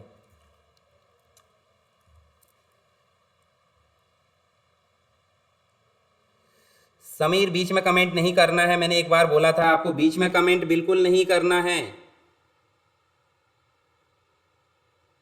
मैं बार बार बोल रहा हूँ बीच में कमेंट नहीं करना, मैं ब्लॉक कर दूंगा अभी।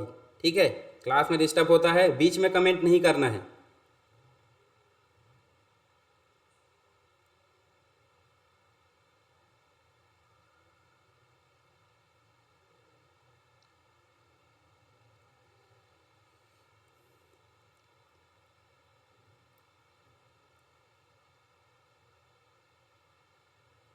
चलिए समझ गए होंगे आप, समझदार बच्चे हैं सभी। चलिए कोई बात नहीं, चलिए पढ़ते हैं हम।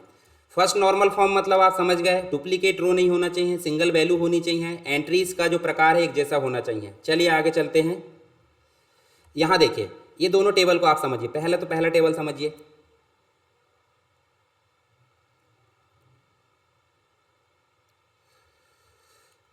पहले टेबल में हमने देखा राम है, ठीक है। फर्स्ट जो रो है राम है, राम के 2 मोबाइल नंबर हमने देख लिए, हरियाणा का है और ये इंडिया कंट्री। उसके बाद देखिए सेकंड हम देख सकते हैं, सेकंड में भी राम आ गया और उसका एक मोबाइल नंबर आ गया पंजाब और यहाँ इंडिया। उसके बाद तीसरे में सुरेश आ गया, सुरेश ब्लैंक आप देख सकते हैं पंजाब। यहाँ दिक्कत क्या हो रही है बताइए मुझे। राम के पास अकेले के पास 2 मोबाइल नंबर है, तो इससे क्या होगा, थोड़ी कठिनाई होगी। इससे थोड़ी सी कठिनाई होने वाली, क्यों? क्योंकि एक ही व्यक्ति के 2 नंबर है, तो हमने उसको कन्वर्ट कैसे करें, सरल करिए। सरल कैसे करें, राम को हमने सेपरेट कर दिए एक मोबाइल नंबर से, बाकी चीज़ें ठीक है। दूसरी बार राम को सेपरेट कर दिए, देखिए आईडी उसकी 1 ही रहेगी। देखिए यहाँ पे 1 थी तो 1 इसकी आईडी फिर से आ गई, मतलब जो स्टूडेंट आईडी है। राम यहाँ सेपरेट कर दिया और दूसरा मोबाइल नंबर जो था उसको लिख दिया यहाँ पे, हरियाणा का है और इंडिया का। उसके बाद राम को जो तीसरा वाला था उसको सेम टू सेम लिख दिए, सुरेश को भी वैसे लिख दिए। यानी कि एक से अधिक रिकॉर्ड अगर एक ही में हम घुसा देते हैं तो वो कठिन हो जाता है, उसको हमने क्या करते थे, सरल। यानी इसको बोलते हैं first normal form. First normal form का मतलब होता है इस प्रकार से डबल एंट्री जहाँ लिखी है उसको क्या करना, सेपरेट करना, इसे बोलते हैं फर्स्ट नॉर्मल फॉर्म। आप इसके बारे में एक बार पढ़ सकते हैं। जैसे इसको भी समझिए, यहाँ पे समझिए केमिस्ट्री है, कंप्यूटर साइंस है, मैथमेटिक्स है। इसके लिए जो प्रोफेसर है वो अभय सिंह है, यहाँ पे कंप्यूटर साइंस के लिए राहुल जैन है और मैथमेटिक्स के लिए विवेक शुक्ला है। अब देखिए यहाँ पे कोर्स, अभय सिंह अकेले कोर्स को 1 2 3 यानी 3 कोर्स को अकेले पढ़ा रहा है। बाकी यहाँ देख सकते हैं डिपार्टमेंट जो है कंप्यूटर साइंस का है, मैथमेटिक्स का है, केमिस्ट्री का है, डिपार्टमेंट अलग हो गए। तो यहाँ आप देखिए एक ही व्यक्ति के पास इतने सारी चीज़ों को हमको याद रखना पड़ेगा। तो इसको हम सरल कैसे करेंगे, सबको सेपरेट सेपरेट कर देंगे, इन सब्जेक्ट को, कोर्स को सबको सेपरेट सेपरेट कर देंगे। कैसे करेंगे वो देखिए, मुझे बताता हूँ। जैसे केमिस्ट्री आपका क्या था, faculty chemistry, chemistry Abhay Singh, Abhay Singh, Abhay Singh इस प्रकार लिख दिए। और तीनों कोर्स के लिए देखिए, तीनों कोर्स के सामने हमें अभय सिंह लिख दिए, सेपरेट कर दिए उनको रो से। कंप्यूटर के जो कोर्स के जो डिपार्टमेंट है वो भी हमको यहाँ पे सेपरेट, ये तो सेपरेट थे ही, पर हमने इनको कर दी है 3 को अलग अलग रो में लिख दिए, केमिस्ट्री को भी 3 को अलग अलग रो में लिख दिए। तो इससे क्या हो गया, सभी रो सेपरेट सेपरेट हो गई। इसका मतलब कठिन वाले जो डाटा है, कठिन डाटा को हमने क्या करे हैं, थोड़ा सा सरल करे हैं। इसे बोलते हैं फर्स्ट नॉर्मल फॉर्म, यानी डुप्लीकेट रो नहीं होना चाहिए, ठीक है। और जो है एक प्रकार से सरल होना चाहिए, जैसे हमने यहाँ पढ़े थे ना, फर्स्ट नॉर्मल फॉर्म में डुप्लीकेट रो नहीं होना चाहिए, सिंगल वैल्यू होनी चाहिए और एंट्रीज का प्रकार एक जैसा होना चाहिए। इसे बोलते हैं first normal form. I hope आपको समझ में आया होगा। ज़्यादा आपको लोड नहीं लेना, जब एग्जाम में आए तो इस प्रकार एक टेबल बनाना, उसके बारे में थोड़ी सी थ्योरी लिखना है, आपका काम खत्म। चलिए आगे चलते हैं। Second normal form. Second normal form तब होगा जब वो फर्स्ट नॉर्मल फॉर्म में होगा, यानी कि डुप्लीकेट वैल्यू नहीं होने चाहिए, ठीक है, एंट्रीज का प्रकार एक जैसा होना चाहिए, ये सारी चीज़ें आपको देखने को मिलेगी। और नॉन की एट्रीब्यूट पूरी तरीके से प्राइमरी की पर निर्भर हो। जैसे कोर्स आप देख सकते हैं, कोर्स एक प्रकार की प्राइमरी की है, प्रोफेसर इस पे निर्भर है। रूम अपने आप में प्राइमरी की हो जाएगा, रूम का जो कैप्शन है वो अलग हो गया, एनरोलमेंट लिमिट अलग हो गई। तो देखिए यह रूम अपने आप में प्राइमरी की हो गई, कोर्स भी अपने आप में प्राइमरी की हो गई। जबकि अपन ने यहाँ देखे हैं कि सारी चीज़ें किस पे डिपेंड होनी चाहिए, इस कोर्स पे। सारी चीज़ें किस पे डिपेंड होनी चाहिए, इस कोर्स पे, कोर्स आईडी पे डिपेंड होनी चाहिए। पर यहाँ पे है क्या, नहीं, ये रूम जो है इस पे डिपेंड है, ये प्रोफेसर इस पे डिपेंड है, एनरोलमेंट लिमिट इस पे डिपेंड है। तो इस कठिनाई को दूर करने के लिए हमने क्या करा है, देखिए यहाँ पे 3 टेबल बना दिए। कैसे, कोर्स के लिए हमने देखिए प्रोफेसर और एनरोलमेंट लिमिट के अलग बना दिए, कोर्स के लिए फिर से रूम के अलग बना दिया, और उसके बाद सबको कनेक्ट करे हमने, और रूम के लिए रूम कैप्शन के साथ अलग बना दिए। यानी कि जो कठिन टेबल था, जैसे यहाँ हमने देखे एक ही टेबल में घिचपिच कर दिया, यानी कि पूरा डाटा को एक साथ जो है हमने घुसा डाले हैं कम जगह के कारण, परंतु वो हमारे लिए समझने में कठिन हो गया। तो उस कठिनाई को दूर करने के लिए हमने क्या करे हैं, छोटे छोटे पार्ट में अलग अलग डिवाइड कर दिए हैं फील्ड के अकॉर्डिंग, कौन किस पे डिपेंड है। जैसे देखिए यहाँ ये प्राइमरी की है, इस पे डिपेंड है, ये यहाँ ये प्राइमरी की है, इस पे ये डिपेंड है, यहाँ ये प्राइमरी की है, इस पे प्रोफेसर भी डिपेंड है और इससे एनरोलमेंट लिमिट भी डिपेंड है, ठीक है।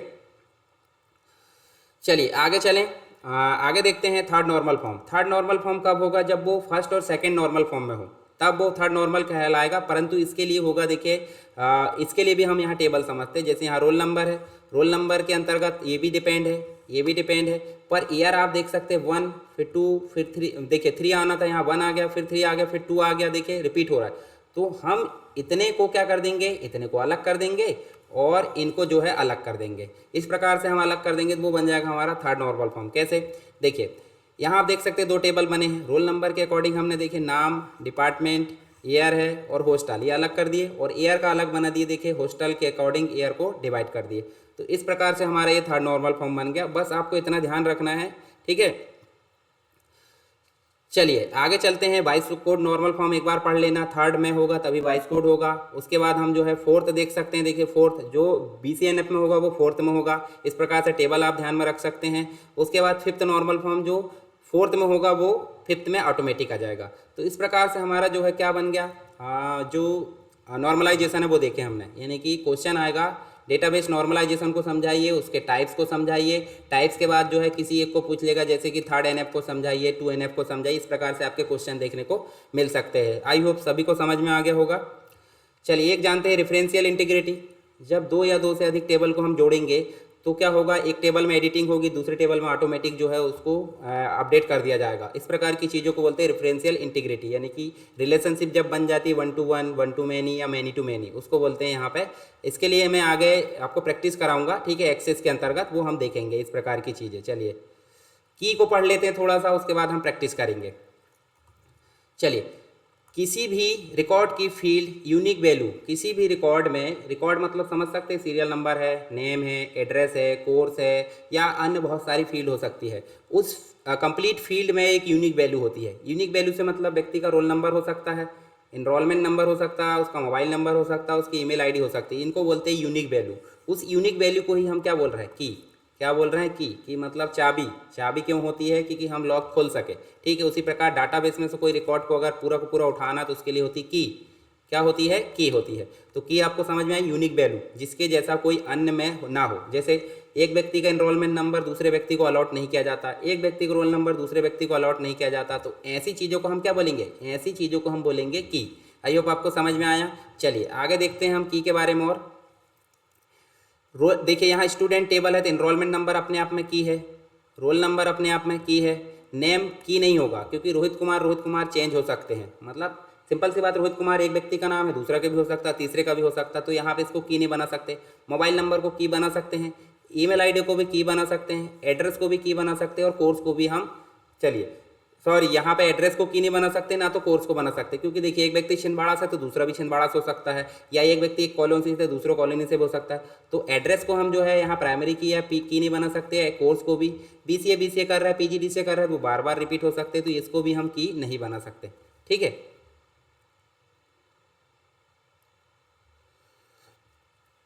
तो समझ में आ रहा ना, यूनिक वैल्यू मतलब की कहलाएगी। चलिए आगे चलते हैं हम। यहाँ पे की अन्य प्रकार की हम देख लेते हैं। जैसे की क्या होती है आपको समझाना, और की के बारे में देखिए प्राइमरी की होती है, कैंडिडेट की होती है, कंपोजिट की होती है, सुपर की और फॉरेन की। तो यहाँ सबसे पहले समझते हैं हम सुपर की को। सुपर की का मतलब होता है एक या एक से अधिक जो फील्ड होती है उनके कलेक्शन को हम बोलेंगे की।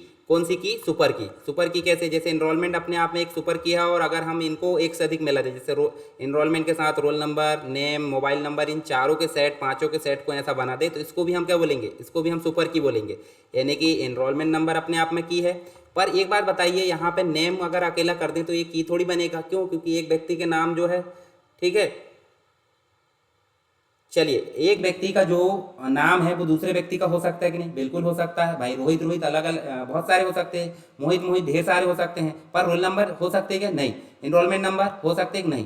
पर यहाँ पे बोला जा रहा है एक जो प्राइमरी की है या एक से अधिक जो फील्ड है उनके सबके कलेक्शन को हम बोलेंगे, ये सिंगल भी बोल सकते हैं और एक से अधिक को सबको बोल सकते हैं। यहाँ पे सुपर की बोलेंगे, क्या बोलेंगे, सुपर की, जैसे हमने अभी देखे यहाँ पे। उसके बाद कैंडिडेट की अगर बात करूँ मैं, तो कैंडिडेट की में सुपर की से अंतर क्या है, यहाँ पे एक को हम बोलेंगे, देखिए ये प्राइमरी की, ये भी हो गई, ठीक है। मोबाइल नंबर भी यूनिक हो गया, ईमेल भी, पर नेम यहाँ नहीं जोड़ा जाएगा, क्यों, क्योंकि यूनिक नहीं है। नेम रिपीट हो सकता है, मोबाइल नंबर रिपीट नहीं हो सकते, ना तो ईमेल आईडी रिपीट हो सकती है। तो यहाँ पे यूनिक चीज़ों के कलेक्शन को बोलेंगे कैंडिडेट की, जबकि वहाँ सभी के कलेक्शन को क्या बोला जा रहा था, सुपर की। चलिए प्राइमरी की का मतलब होता है एक टेबल में एक यूनिक वैल्यू जो होती है, जैसे एनरोलमेंट नंबर या फिर रोल नंबर, इसे हम बोलेंगे प्राइमरी की। इसके बारे में हम टेबल में पढ़ने भी वाले हैं, जो पूरे के पूरे रिकॉर्ड के लिए क्या होती है, मुखिया का काम करती है। कंपोजिट की का मतलब होता है, अब देखिए किसी का नाम है और किसी का मोबाइल नंबर, नाम तो रिपीट हो सकता है पर मोबाइल नंबर नहीं हो सकता, तो इन दोनों को मिलाकर हम क्या बना देंगे, एक की बना देंगे। इन दोनों को मिलाकर की बना देंगे कि नहीं, तो इन दोनों को मिलाकर बोलेंगे मोहित कौन है जिसका मोबाइल नंबर ये है, तब हम मोहित की पहचान करेंगे। तो इस प्रकार की को बोलेंगे कंपोजिट की। क्या बोलेंगे? दो या दो से अधिक फील्ड को मिलाकर हम जब की बनाते हैं यूनिक की, उसे बोलते हैं कंपोजिट की। ठीक है, चलिए आगे चलते हैं। फॉरेन की का मतलब आप समझिए, जैसे देखिए ये जो टेबल बनाया हमने, टेबल में देखिए कोर्स आईडी आपकी प्राइमरी की है, यहाँ जो सेकंड टेबल में उसमें कोर्स आईडी हमने लास्ट में लिख दिए ताकि हम रिलेट कर सके, दोनों को रिलेशनशिप बना सके। तो इस प्रकार की को बोलते हैं फॉरेन की। यहाँ पे ये प्राइमरी की है, दूसरे टेबल में जाने के बाद क्या बन जाएगी? वो फॉरेन की बन जाएगी। चलिए ये आपको समझ में आया होगा। चलिए हम आगे पढ़ते हैं और हमारी की कंप्लीट हो गई है। यहाँ आपको समझ में आ गया होगा। हमने सारी की जाने हैं। यहाँ पे कौन कौन सी की होती है देखिए, प्राइमरी की होती है, फॉरेन की, कंपोजिट की, सुपर की। ठीक है, इसके अलावा कैंडिडेट की होती है। 4-5 प्रकार की हमने देखे हैं, सभी को समझ में आ गया होगा। चलिए हम आगे अब देखने वाले हैं। और प्राइमरी की और फॉरेन की में दोनों में आप अंतर एक बार पढ़ लेना, ताकि एग्जाम में अगर पूछा जाता तो आप इसको बता सकते हैं। डेटाबेस रिलेशनशिप का मतलब क्या होता है? एक टेबल को दूसरे टेबल से जोड़ा जाता है किसी पर्टिकुलर की के माध्यम से, तो उसे हम बोलते हैं रिलेशनशिप, ताकि डाटा को एक टेबल से दूसरे टेबल में आसानी से एक्सेस किया जा सके। ठीक, इसके लिए 3 प्रकार की रिलेशनशिप होती है। 1 to 1 होती है, 1 to many होती है, और मैनी टू मैनी होती है। इस प्रकार से हम रिलेशनशिप को समझ सकते हैं। जैसे एक टेबल में एक की के माध्यम से दूसरी जो फील्ड है उसको जोड़ा जाता है दूसरे टेबल में, तो उसे बोलते हैं मतलब एक प्रकार से 1 to 1। 1 to many का मतलब होता है एक के द्वारा जो है सभी फील्ड को जोड़ लिया जाता है, तो उसे 1 to many बोलते हैं। और यहाँ पे नेक्स्ट अगर देखोगे, मैनी टू मैनी का मतलब होता है एक कॉलेज में विद्यार्थी जो है एक से अधिक विद्यार्थी भी होते हैं और एक से अधिक कोर्सेज भी होते हैं। इस प्रकार की चीज़ों को हम बोलते हैं मैनी टू मैनी। चलिए आगे मैं एक चीज़ और बताता हूँ आपको। अभी हम जो है एक्सेस पढ़ने वाले हैं। एक्सेस की मैं डेफिनेशन दे देता हूँ, उसके बाद हम सभी चीज़ें आगे तक जो है कंप्लीट प्रैक्टिकल देखेंगे। तो प्रैक्टिकल में हम सारी चीज़ें जानेंगे। ठीक है, उसके पहले मैं आपको थोड़ा सा डाउट पूछने के लिए समय दूंगा। तो एमएस एक्सेस क्या है? एमएस एक्सेस एक प्रकार का RDBMS सॉफ्टवेयर है। क्या है? RDBMS सॉफ्टवेयर है। RDBMS मतलब relational database management system. Relational database management system का मतलब होता है जहां डेटा को टेबल में रखा जाता है, और टेबल में रखने के साथ साथ एक टेबल को दूसरे टेबल से जोड़ा भी जाता है, इसलिए उसे क्या बोला जाता है? रिलेशनल डेटाबेस मैनेजमेंट सिस्टम बोला जाता है। तो 2013 हो सकता है, 2016, 2019 कोई भी हो सकता है प्रैक्टिस करने के लिए, पर आपके एग्जाम में ज़्यादातर 2013 से रिलेटेड ही क्वेश्चन आएंगे। ठीक है, कलेक्शन ऑफ डेटाबेस, तो यहाँ इसके बारे में आप पढ़ सकते हैं। इसमें हम जो है फ्रंट एंड और बैक एंड दोनों यूज़ कर सकते हैं। फ्रंट एंड का मतलब होता है जहाँ यूज़र डेटा को देख सकता है, डेटा एंटर कर सकता है, और बैक एंड का मतलब होता है जहाँ एडमिन के द्वारा टेबल को मैनेज किया जाता है, टेबल को बनाया जाता है, टेबल को एडिट किया जाता है, सभी चीज़ें जो कर सकता है वो बैक एंड कहलाता है। और जो सामने यूज़र को दिख रहा है वो कहलाता है फ्रंट एंड। तो दोनों काम किस में किए जा सकते हैं? एमएस एक्सेस में, इसलिए इसको फ्रंट एंड और बैक एंड दोनों बोला जाता है। चलिए आगे चलते हैं। एमएस एक्सेस की विंडो आप देख लीजिए एक बार, फिर मैं सारी चीज़ें प्रैक्टिस कराता हूँ। चलिए टेलीग्राम लिंक ओपन हो जाएगा, और नहीं तो मैं दिखाता हूँ आपको। देखिए टेलीग्राम में जाना है, और टेलीग्राम में जाने के बाद आपको ये सर्च करना है। देखिए टेलीग्राम में SSW एजुकेशन PDF के नाम से, इसको आप ज्वाइन कर लीजिए। टेलीग्राम में जाकर आपको इस प्रकार से सर्च करना है और टेलीग्राम को ज्वाइन करना है। ये देखिए इस प्रकार से SSW एजुकेशन,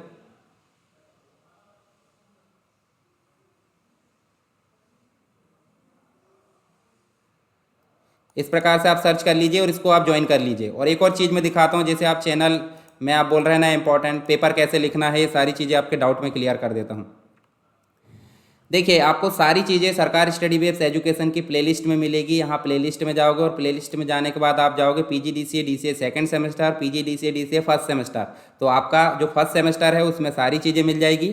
ठीक है, और यही आपको सारी चीज़ें मिलेगी। और एक और चैनल है जहाँ पे आपको जाकर देखिए अरविंद टिप्स के नाम से, देखिए यहाँ पे आपको अरविंद टिप्स के नाम से एक चैनल मिलेगा, ये इसी का पार्ट है ये भी, और इसको जाकर आप सब्सक्राइब कर लेना है। और सब्सक्राइब करने के बाद ये जो वीडियो है पेपर कैसे सॉल्व करें, इस वीडियो को ज़रूर देखना है जिसने नहीं देखा है।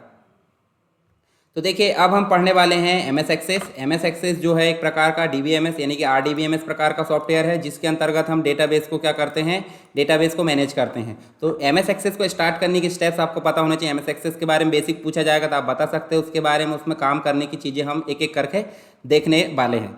तो चलिए यहाँ पे हम जो है एक एक करके सारी चीज़ें देखने वाले हैं। जैसे कि सबसे पहले हम एमएस एक्सेस को स्टार्ट करना देखेंगे। स्टार्ट करने के लिए आप स्टार्ट बटन में जाओगे और यहाँ सिंपल लिखोगे एक्सेस। यहाँ सिंपल क्या लिखोगे? एक्सेस। एक्सेस जैसे आप लिखोगे तो यहाँ पे आपके सामने एक्सेस की विंडो डिस्प्ले हो चुकी है। ठीक है, और यहाँ से आप जो है क्या कर सकते हो, देखिए यहाँ बेसिक रूप से न्यू आ रहा, तो न्यू में जाकर आप ब्लैंक डेटाबेस बना सकते हो। जब आपसे पूछा जाएगा डेटाबेस कैसे बनाते, तो आप इसी प्रकार से न्यू ब्लैंक डेटाबेस बनाओगे, आगे की स्टेप लिखोगे। अगर आपसे पूछा जाता है टेम्पलेट कैसे बनाते, टेम्पलेट यहाँ बहुत सारी दी है, ऑनलाइन ऑफलाइन बहुत सारी, तो इसमें से आप सेलेक्ट करके टेम्पलेट बना सकते हैं। जैसे कोई भी कॉन्टैक्ट की मैंने टेम्पलेट सेलेक्ट किया, तो यहाँ देखिए क्रिएट कर सकते हैं। इस प्रकार की स्टेप आप लिख सकते हैं टेम्पलेट के लिए। पर अगर नॉर्मल डेटाबेस पूछा है, तो नॉर्मल डेटाबेस के लिए आपको कहाँ जाना है, ब्लैंक डेटाबेस में। और ब्लैंक डेटाबेस में जाने के बाद इस प्रकार से आपकी विंडो डिस्प्ले होगी डेटाबेस की। यहाँ आप जो है फोल्डर में जाकर डेटाबेस की लोकेशन सेलेक्ट कर सकते हैं। जैसे मान लो मैं यहाँ पे, चलो माय डॉक्यूमेंट के अंतर्गत, डेटाबेस के अंतर्गत क्या कर देता हूँ, प्रैक्टिस डीबी के माध्यम से सेव करता हूँ, परंतु नीचे टाइप भी दिया है। मान लो आप पुराने वर्जन के अकॉर्डिंग बनाना चाहते हैं, 2002 से 2003, और पुराने में 2002, या फिर अभी 2007 से 16 तक का बनाना चाहते हैं, तो इसको आप सेलेक्ट करो और बाद में आपको क्या करना है। तो डेटाबेस बनाने की स्टेप्स में आपको इतनी सारी चीज़ें जो है क्या करना है, लिखना है। और जब आप लिख लोगे तो आपको देखिए यहाँ पे जब आप इतना बना लोगे, तो नीचे देखिए आप practicedb.accdb यानी कि एक्सेस डेटाबेस, इसका क्या है, इसका आपको देखने को मिलेगा एक प्रकार से एक्सटेंशन मतलब फाइल का टाइप। अब फाइल के टाइप के बाद आपको क्रिएट क्लिक करना है। क्रिएट जैसे क्लिक करोगे तो आपके सामने क्या आ रहा है, देखिए यहाँ पे ध्यान से देखिए, कंटेंट यानी कि जो एक्सेस के ऑब्जेक्ट वाली विंडो आ रही है, और दूसरा आ रहा है टेबल जो है इनपुट डाटा फॉर्म में टेबल डिज़ाइन विंडो। तो इसका बनाने का स्टेप्स मैं बाद में बताऊंगा, इसको पहले मैं क्लोज कर देता हूँ। यहाँ कौन कौन सी चीज़ें मिलेगी आपको, क्विक एक्सेस टूल बार मिलेगा, हम बार बार देखते आ रहे हैं पीसी पैकेज में। ये मिलेगा आपको फाइल का नाम, और दूसरा एक्सेस किसका मतलब जो एप्लीकेशन उसका नाम, और यहाँ मिलेगा आपको क्या नाम, यहाँ पे मिलेगा अकाउंट जिससे आप लॉगिन हो, और ये कंट्रोल बॉक्स, ये सब चीज़ें आपको पता है।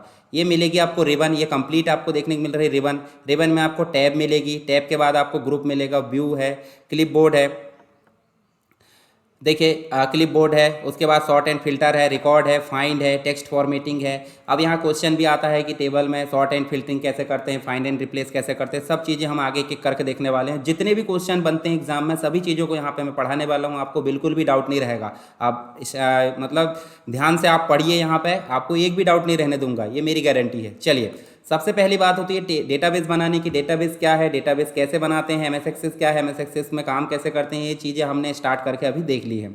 अब होम टैब के बाद आप जाओगे क्रिएट में, तो क्रिएट में जाने के बाद आपको मिलेंगे, देखिए काम की चीज़ हमारे लिए है टेबल ग्रुप, यहाँ देखिए क्वेरीज ग्रुप, फॉर्म ग्रुप है, और रिपोर्ट ग्रुप। 4 ग्रुप जो है हमारे बहुत काम के हैं। तो यहाँ मुख्य रूप से पूछा जाता है टेबल डिज़ाइन विंडो से बनाकर बताइए, या टेबल कितने प्रकार से बनाते हैं, टेबल बनाने की स्टेप्स लिखिए। तो इतनी चीज़ में आपको क्या लिखना है, सबसे पहले हम टेबल बनाएंगे। तो टेबल बनाएंगे तो देखिए टेबल आप नॉर्मल बना सकते हैं कि आप फील्ड बनाओ, डाटा टाइप करो, फील्ड बनाओ, डाटा टाइप करो। टेबल डिज़ाइन में फील्ड आप डिज़ाइन कर लो, उसके बाद डाटा को टाइप कर सकते हैं। तो हम पहले डिज़ाइन विंडो से फील्ड को मतलब जो है टेबल को बना लेते हैं। चलिए, यहाँ पे हमने टेबल डिज़ाइन करे। अब टेबल डिज़ाइन जैसे ही करे आपने, तो आपके सामने टेबल डिज़ाइन की विंडो डिस्प्ले हुई कि नहीं। इस विंडो को आपको एग्जाम में बनाना है, जब आपसे टेबल बनाने को पूछा जाएगा। तो आप यहाँ क्या लिखोगे, जैसे नॉर्मली मैं बनाता हूँ, जैसे किसी व्यक्ति का एनरोलमेंट नंबर है, EN नंबर या फिर एनरोल, इस प्रकार कर दिए एनरोलमेंट नंबर। बीच में आपको स्पेस नहीं देना है, सिर्फ अंडरस्कोर दे सकते हैं फील्ड में, ये चीज़ आपको ध्यान रखना है। और ये इस प्रकार इधर होता है डाटा टाइप। आप डाटा टाइप का मतलब समझ लो, एक्सेस में डाटा टाइप पूछ लिया जाएगा, तो डाटा टाइप में आपको समझाना, देखिए इतने प्रकार से डाटा टाइप क्या होते हैं। फील्ड में किस प्रकार का डाटा हम एंटर करेंगे, उसके लिए निर्धारित करने का कौन काम करता है, डाटा टाइप। तो डाटा टाइप जो होते हैं एमएस एक्सेस में निम्न प्रकार के होते हैं, जैसे कि आप देख सकते हैं, शॉर्ट टेक्स्ट हो सकता है जिसमें हम टेक्स्ट टाइप करते हैं। टेक्स्ट में हम समझ लें नंबर है, टेक्स्ट है, या अन्य कोई चीज़ें टाइप कर सकते हैं, ठीक है। उसके बाद लॉन्ग टेक्स्ट में बड़ी संख्या, यानी बड़ी संख्या में टेक्स्ट टाइप करना, जैसे एड्रेस वगैरह है, किसी में रिमार्क देना है, मेमो रखना है, तो उसके लिए लॉन्ग टेक्स्ट होता है। नंबर न्यूमेरिक वैल्यू के लिए नंबर टेक्स्ट, नंबर टाइप का डेटा टाइप होता है। लार्ज नंबर, बड़े आकार का नंबर करना, तो लार्ज नंबर। डेट टाइम होता है, डेट टाइम आपको लिखना है, जैसे DOB वगैरह है, पे डेट है, रिसीव डेट है, ये सारी चीज़ें। उसके बाद देखिए करेंसी होती है। करेंसी का मतलब आप समझ सकते हैं, जब आप एक्सटर्नल मतलब कोई व्यापार है उसका डाटाबेस बना रहे हो, और एक्सटर्नल जो आपका एक्सपोर्ट होता है, इंपोर्ट होता है, तो अदर कंट्री से जो संबंधित है उसके लिए करेंसी ले सकते हैं। ऑटो नंबर में 1 2 3 4 करके ऑटोमेटिक आता है। यस नो में बुलियन वैल्यू आती है, यदि हाँ है तो चेक बॉक्स में टिक कर दो, ना है तो चेक बॉक्स में अनटिक कर दो। OLE ऑब्जेक्ट में क्या होता है, किसी अन्य एप्लीकेशन के ऑब्जेक्ट को हम इससे लिंक कर सकते हैं। हाइपर लिंक में कोई डॉक्यूमेंट्स इसकी लिंकिंग कर सकते हैं। अटैचमेंट में कोई डॉक्यूमेंट अटैच कर सकते हैं। कैलकुलेटर हमको जरूरत नहीं, लुकअप विजार्ड में कॉम्बो बॉक्स टाइप की फील्ड यहाँ पे जो फील्ड है वो बना सकते हैं। चलिए, ये डेटा टाइप आपको समझ में आया। डेटा टाइप का मतलब फील्ड में, टेबल के अंतर्गत फील्ड में किस प्रकार का डाटा इनपुट किया जाएगा उसके लिए कौन निर्धारित करता है? Data type. डाटा टाइप निम्न होते इस प्रकार समझा सकते हैं। अब नेक्स्ट जो आता है वो आता है क्या? एनरोलमेंट नंबर हमने लिखे हैं, उसकी कुछ फील्ड होती हैं। अब ये तो फील्ड हो गई। फील्ड मतलब फील्ड की कुछ प्रॉपर्टीज़ होती है। क्या होती है? फील्ड की कुछ प्रॉपर्टीज़ होती है। तो यहाँ देखिए फील्ड की प्रॉपर्टी कौन कौन सी होगी। देखिए सबसे पहले दिया है लुकअप दिया है और एक दिया है फॉर्मेट। तो फॉर्मेट में आपको ध्यान देना होगा, जैसे मान लो यहाँ हम नंबर टाइप करते हैं, नंबर। तो देखिए यहाँ पे फील्ड में फील्ड का साइज आ गया, कैसा लेना चाहते हैं? Long integer. या फिर आप देखोगे इस पर क्लिक करके देखिए बाइट लेना चाहते हैं, इंटीजर लेना चाहते हैं, लॉन्ग इंटीजर लेना चाहते हैं, सिंगल, डबल या रेप्लिकेशन आईडी या डेसिमल, इस प्रकार से। फॉर्मेट में किस प्रकार से आप फॉर्मेट लेना चाहते हैं? जनरल नंबर लेना चाहते हैं, करेंसी, यूरो या जो भी लेना चाहते हैं वो आप इससे सेट कर सकते हैं। डेसिमल प्लेस का मतलब होता है डेसिमल प्लेस का मतलब होता है दशमलव के बाद कितने जीरो आएंगे, वो निर्धारित कौन करता है? डेसिमल। तो यहाँ भी आप जो है संख्या बढ़ा और घटा सकते हो। उसके बाद इनपुट मास्क का मतलब होता है, जैसे आप आधार कार्ड जब डाउनलोड करने जाते होंगे तो कुछ नंबर्स का कुछ कलेक्शन पहले से बना आता है कि आप उस जगह में टाइप करो और आधार कार्ड को डाउनलोड कर सकते हो। गलत आप टाइप करोगे तो होगा ही नहीं। तो इस प्रकार की चीज़ें कहाँ आती है? इनपुट मास्क में आती है। उसके बाद कैप्शन में एक्स्ट्रा टेक्स्ट आ जाता है, उसमें हम अगर क्लिक करने की कोशिश करते हैं तो वहाँ कैप्शन हमको दिखाई देता है। डिफ़ॉल्ट वैल्यू का मतलब होता है, जैसे हमने सिटी टाइप करी, सिटी मतलब मान लो हमने सिटी कोई फील्ड बनाया है और सिटी में छिंदवाड़ा बार बार आए तो हम डिफ़ॉल्ट वैल्यू यहाँ टाइप करके रख सकते हैं। वैलिडेशन का मतलब होता है कोई व्यक्ति, कोई यूज़र गलत वैल्यू इनपुट ना करे, उसके लिए वैलिडेशन रूल हम लगा सकते हैं। रिक्वायर का मतलब होता है कोई वैल्यू खाली छोड़ना है या नहीं छोड़ना, उसके लिए निर्धारित कौन करता है? रिक्वायर्ड। उसके बाद टेक्स्ट अलाइन का मतलब होता है किस प्रकार टेक्स्ट आपको लेफ्ट, सेंटर, राइट लेना है। तो इसमें से लगभग आपको 5-6 याद रख लेना है। इनको बोलते हैं फील्ड की प्रॉपर्टी। जैसे एग्जाम में पूछा जाएगा फील्ड की प्रॉपर्टीज़ को समझाइए, किन्हीं 5, ठीक है, किन्हीं 5 है या जो भी है, आपको ध्यान देना है कि हाँ फील्ड की प्रॉपर्टी ध्यान रखना है, डाटा टाइप ध्यान रखना है। टेबल कैसे बनाते हैं मैं बता रहा हूँ अभी। अब टेबल बनाने के लिए और लेते हैं यहाँ पर। चलिए यहाँ पे हम जो इनरोलमेंट नंबर है उसको हम ले लेते हैं क्या? आईडी। इसको ले लेते हैं आईडी। इसको क्या ले लेते हैं? आईडी। उसके बाद यहाँ ले लेते हैं एस नेम। उसके बाद यहाँ ले लेते हैं हम एड्रेस और यहाँ ले लेते हैं हम कोर्स, ठीक है। चलिए इतनी चीज़ें हम ले लेते हैं। इसके अलावा हम फीस लेना, तो फीस तो हम पे करेंगे जब लेंगे। अब इतनी चीज़ करने के बाद आपको प्राइमरी की समझाया था मैंने, यानी कि इस कंप्लीट टेबल में आपको एक की को यूनिक रखना पड़ता है, तो आईडी हमारी यूनिक होगी। तो आईडी के ऊपर राइट क्लिक करेंगे और यहाँ प्राइमरी की आ रहा है, ठीक है।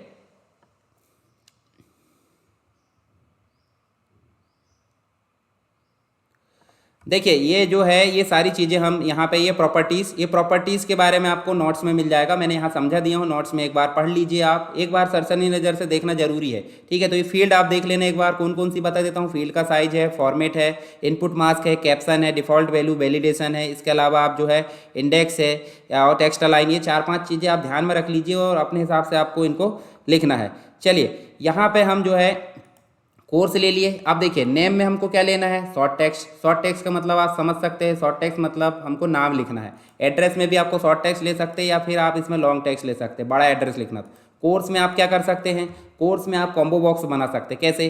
कोर्स में ऐसे सेलेक्ट करें और ये लुकअप में जाना है। लुकअप में जाने के बाद आप यहाँ जाओगे तो यहाँ जाकर देखोगे, देखिए कॉम्बो बॉक्स, और कॉम्बो बॉक्स बनाओगे तो शॉर्ट टेक्स्ट में ऑटोमेटिक कॉम्बो बॉक्स आ जाएगा। अब कॉम्बो बॉक्स में पहले से क्या वैल्यू लेना वो भी ले सकते हैं, परंतु हमको यहाँ पे लुकअप विजार्ड बताया था मैंने। लुकअप विजार्ड में जाएंगे, आई विल टाइप कर लेंगे और यहाँ पे कोर्स में हम कर लेते हैं, जैसे मान लो DCA, यहाँ कर लेते हैं PGDCA, यहाँ कर लेते हैं BCA, यहाँ कर लेते हैं MSc CS। क्या कर लेते हैं? MSc CS। हमने यहाँ 4 चीज़ें टाइप की और फिनिश कर दिए। इसका मतलब जब हम कोर्स लिखेंगे तो वहाँ पे ऑटोमेटिक क्या आएगा? कोर्स आएगा। एड्रेस में ऑटोमेटिक आना चाहिए, ठीक है, तो ऑटोमेटिक आएगा। उसके लिए हम यहाँ पे फिर से लुकअप विजार्ड ले लेते हैं और लुकअप विजार्ड लेके हम जो है यहाँ 1 मिनट इसको पहले शॉर्ट टेक्स्ट करो और फिर जाओ कहाँ पे? लुकअप विजार्ड में। और लुकअप विजार्ड जाने के बाद आप क्या कर लो? नेक्स्ट करने के बाद यहाँ पे क्या लिख दो आप? जैसे छिंदवाड़ा है, भोपाल है, उसके बाद आप लिख दो जबलपुर। Next, finish. चलिए ये चीज़ें हो गई। प्राइमरी की भी हमने बनाना देख ली, प्राइमरी की कैसे बनाते हैं। अब बात होती है टेबल को कैसे सेव करें। तो राइट क्लिक करना है इसके ऊपर और टेबल को सेव बटन पर क्लिक करना है और उसके बाद इसमें टेबल का नाम देना है। जैसे इसका नाम है एनरोलमेंट। क्या नाम है इस टेबल का? एनरोलमेंट। तो ये हमारा टेबल देखिए आप राइट साइड में, लेफ्ट साइड में टेबल बन चुका है ऑब्जेक्ट में, ठीक है। तो यहाँ नेक्स्ट मतलब हम देखने वाले हैं, टेबल हमारा बन गया। टेबल को हम क्लोज करते हैं। अब टेबल में डाटा कैसे एंटर करेंगे? तो ऑब्जेक्ट वाली विंडो में जाएंगे, डबल क्लिक करेंगे। यहाँ देखिए आपके पास में आ गया, मान लो आप 1101 नाम दे सकते हैं। चलिए यहाँ पे हम नाम दे देते हैं, बहुत सारे नाम हम कोई भी दे सकते हैं। चलिए यहाँ पे रमेश दे देते हैं। एड्रेस में देखिए, एड्रेस में अगर सी टाइप करते हैं छिंदवाड़ा खुद ब खुद आ गया, बी टाइप करते हैं भोपाल, बी से खुद ब खुद आ गया 1102, यहाँ पे हम कर देते हैं। ये देखिए भोपाल टाइप करें, यहाँ कर दो DCA। उसके बाद हम देखिए यहाँ रिकॉर्ड इस प्रकार टाइप करता है, ये देखिए इस प्रकार से हम नाम दे सकते हैं। अगला नाम दे देते हैं भोपाल के बाद हम कर देते हैं जबलपुर, और यहाँ कर देते हैं क्या MSC। चलिए और लिख लेते हैं। 10-12 रिकॉर्ड कभी भी हमको टाइप करके रखना पड़ता है।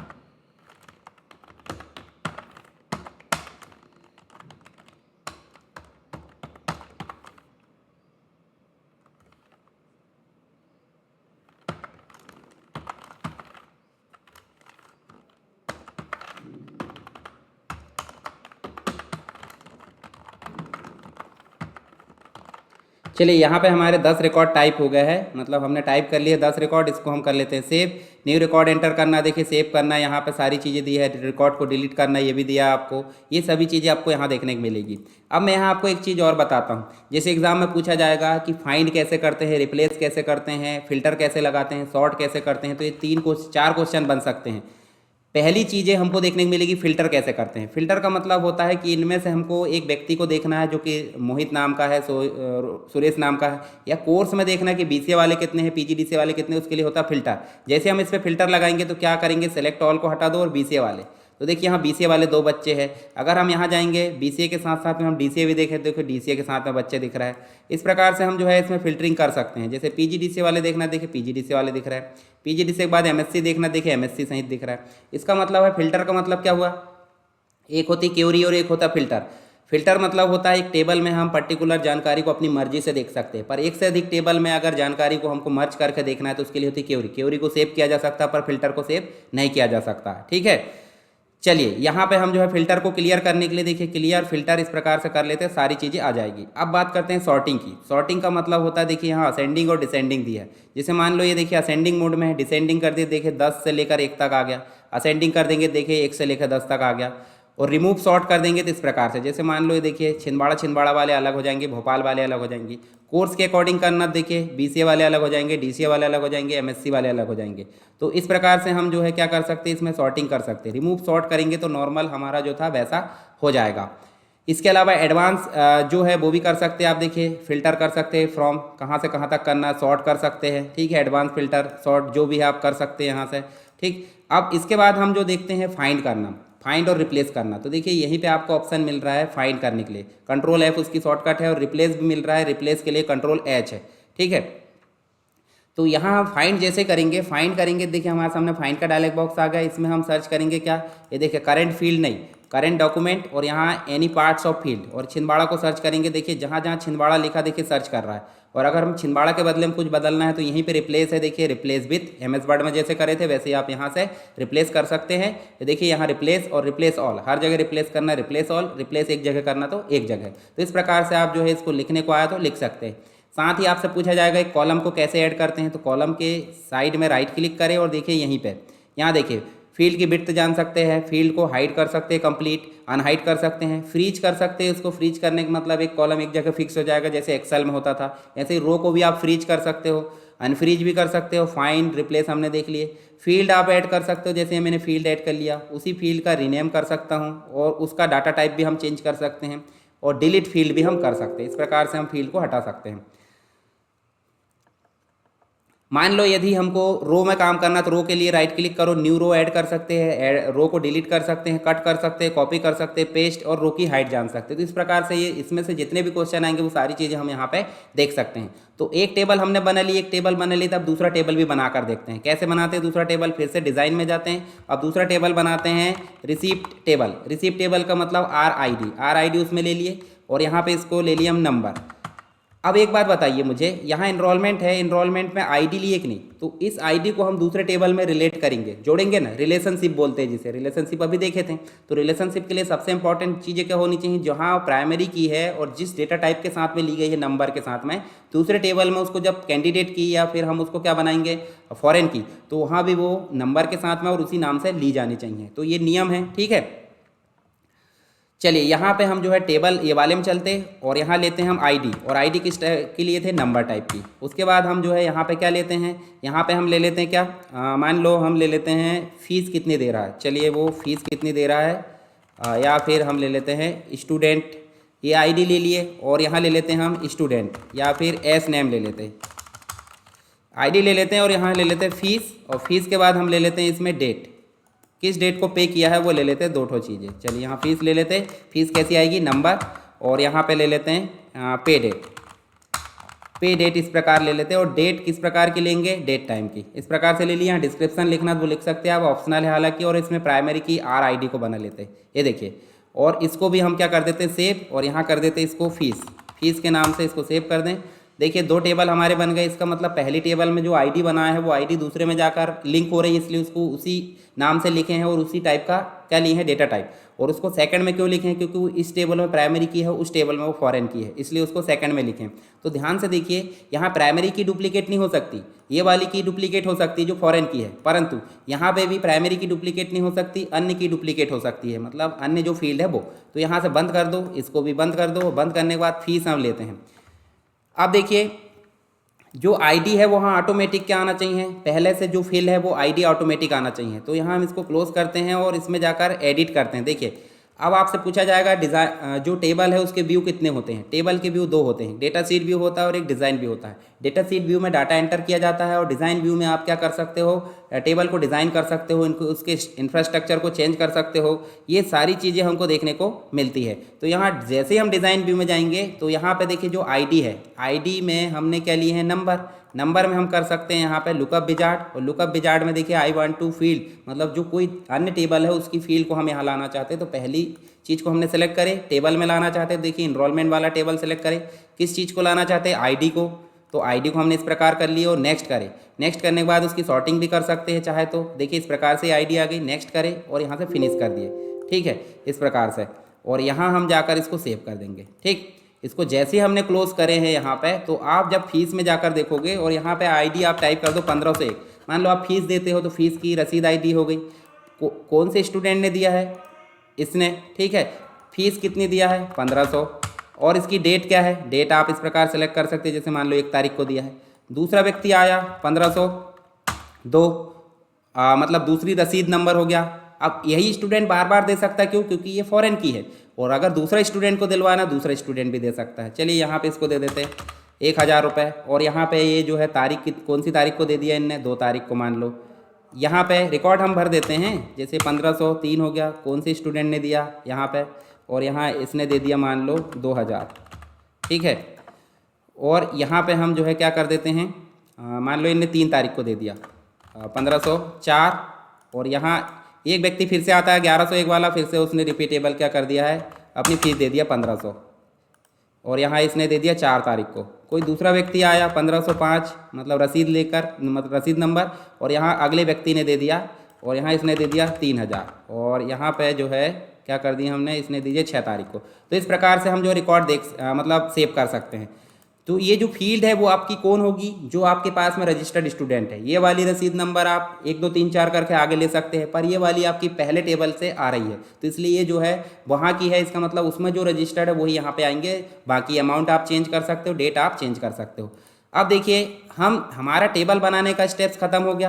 दूसरा टेबल बनाने के स्टेप्स डेटा शीट व्यू से है, तो वो भी आप देख लो एक बार। तो यहाँ पे जैसे ही हम टेबल में जाएंगे तो देखिए डेटा शीट व्यू हमारे सामने होगा। इसमें क्या है, इसमें आपको फील्ड का नाम भी वहीं पे आ जाता है और आपको डेटा एंट्री भी वहीं से करना है। जैसे एक एग्जांपल के तौर पे आईडी आपकी प्राइमरी की बनी बनाई आती है पहले से, यहाँ आप फील्ड ऐड कर सकते हो और किस प्रकार का डाटा टाइप लेना वो भी आपको यहाँ पे दिख रहा है। मान लो शॉर्ट टेक्स्ट लेना और यहाँ एस नेम लेना है तो ये ले लिए, ठीक है। और उसी की नाम भी हम टाइप कर सकते हैं साथ साथ में। अब भी हमने क्या लिए हैं, फील्ड नेम, और अभी हमने डाटा टाइप कर दी, इसलिए इसको बोला जाता है डाटा शीट व्यू। इसी प्रकार आप सभी चीज़ों को लेकर देख लेना, अगर लिखने को आए तो इस प्रकार से आप इसको लिख सकते हैं। चलिए मैं इसको क्लोज कर देता हूँ, ये हमारे लिए उपयोगी नहीं है। अब बात आती है रिलेशनशिप कैसे बनाना है, एक टेबल को दूसरे टेबल से कैसे जोड़ना, वो मैं बता देता हूँ आपको। तो ये दोनों टेबल को आपस में जोड़ना, इसके लिए होती है डेटा टूल्स में रिलेशनशिप। हालांकि देखिए ऑलरेडी हमारी बन चुकी है, क्यों, क्योंकि देखिए यहाँ पे आपकी जो है जो आईडी है वो ऑलरेडी इस आईडी से देखिए यहाँ पे बनी चुकी है। जैसे मैं ले जाकर इसमें छोड़ूँ तो देखिए यहाँ पे देखिए आईडी से आईडी क्या हो गई, एनफोर्स, कैस्केड, और ये। अब देखिए तीनों चीज़ों क्यों करना है, इनफोर्स मतलब जो है रेफरेंशियल इंटीग्रिटी हमने देखे थे, जब एक टेबल में एडिट किया जाए दूसरे टेबल में ऑटोमेटिक वो दिख जाए। कैसे, अपडेट हो रहा तो भी दिखे, डिलीट हो रहा तो भी दिखे। इस प्रकार से हम इसको क्या कर सकते हैं, देखिए जोड़ लिए हमने।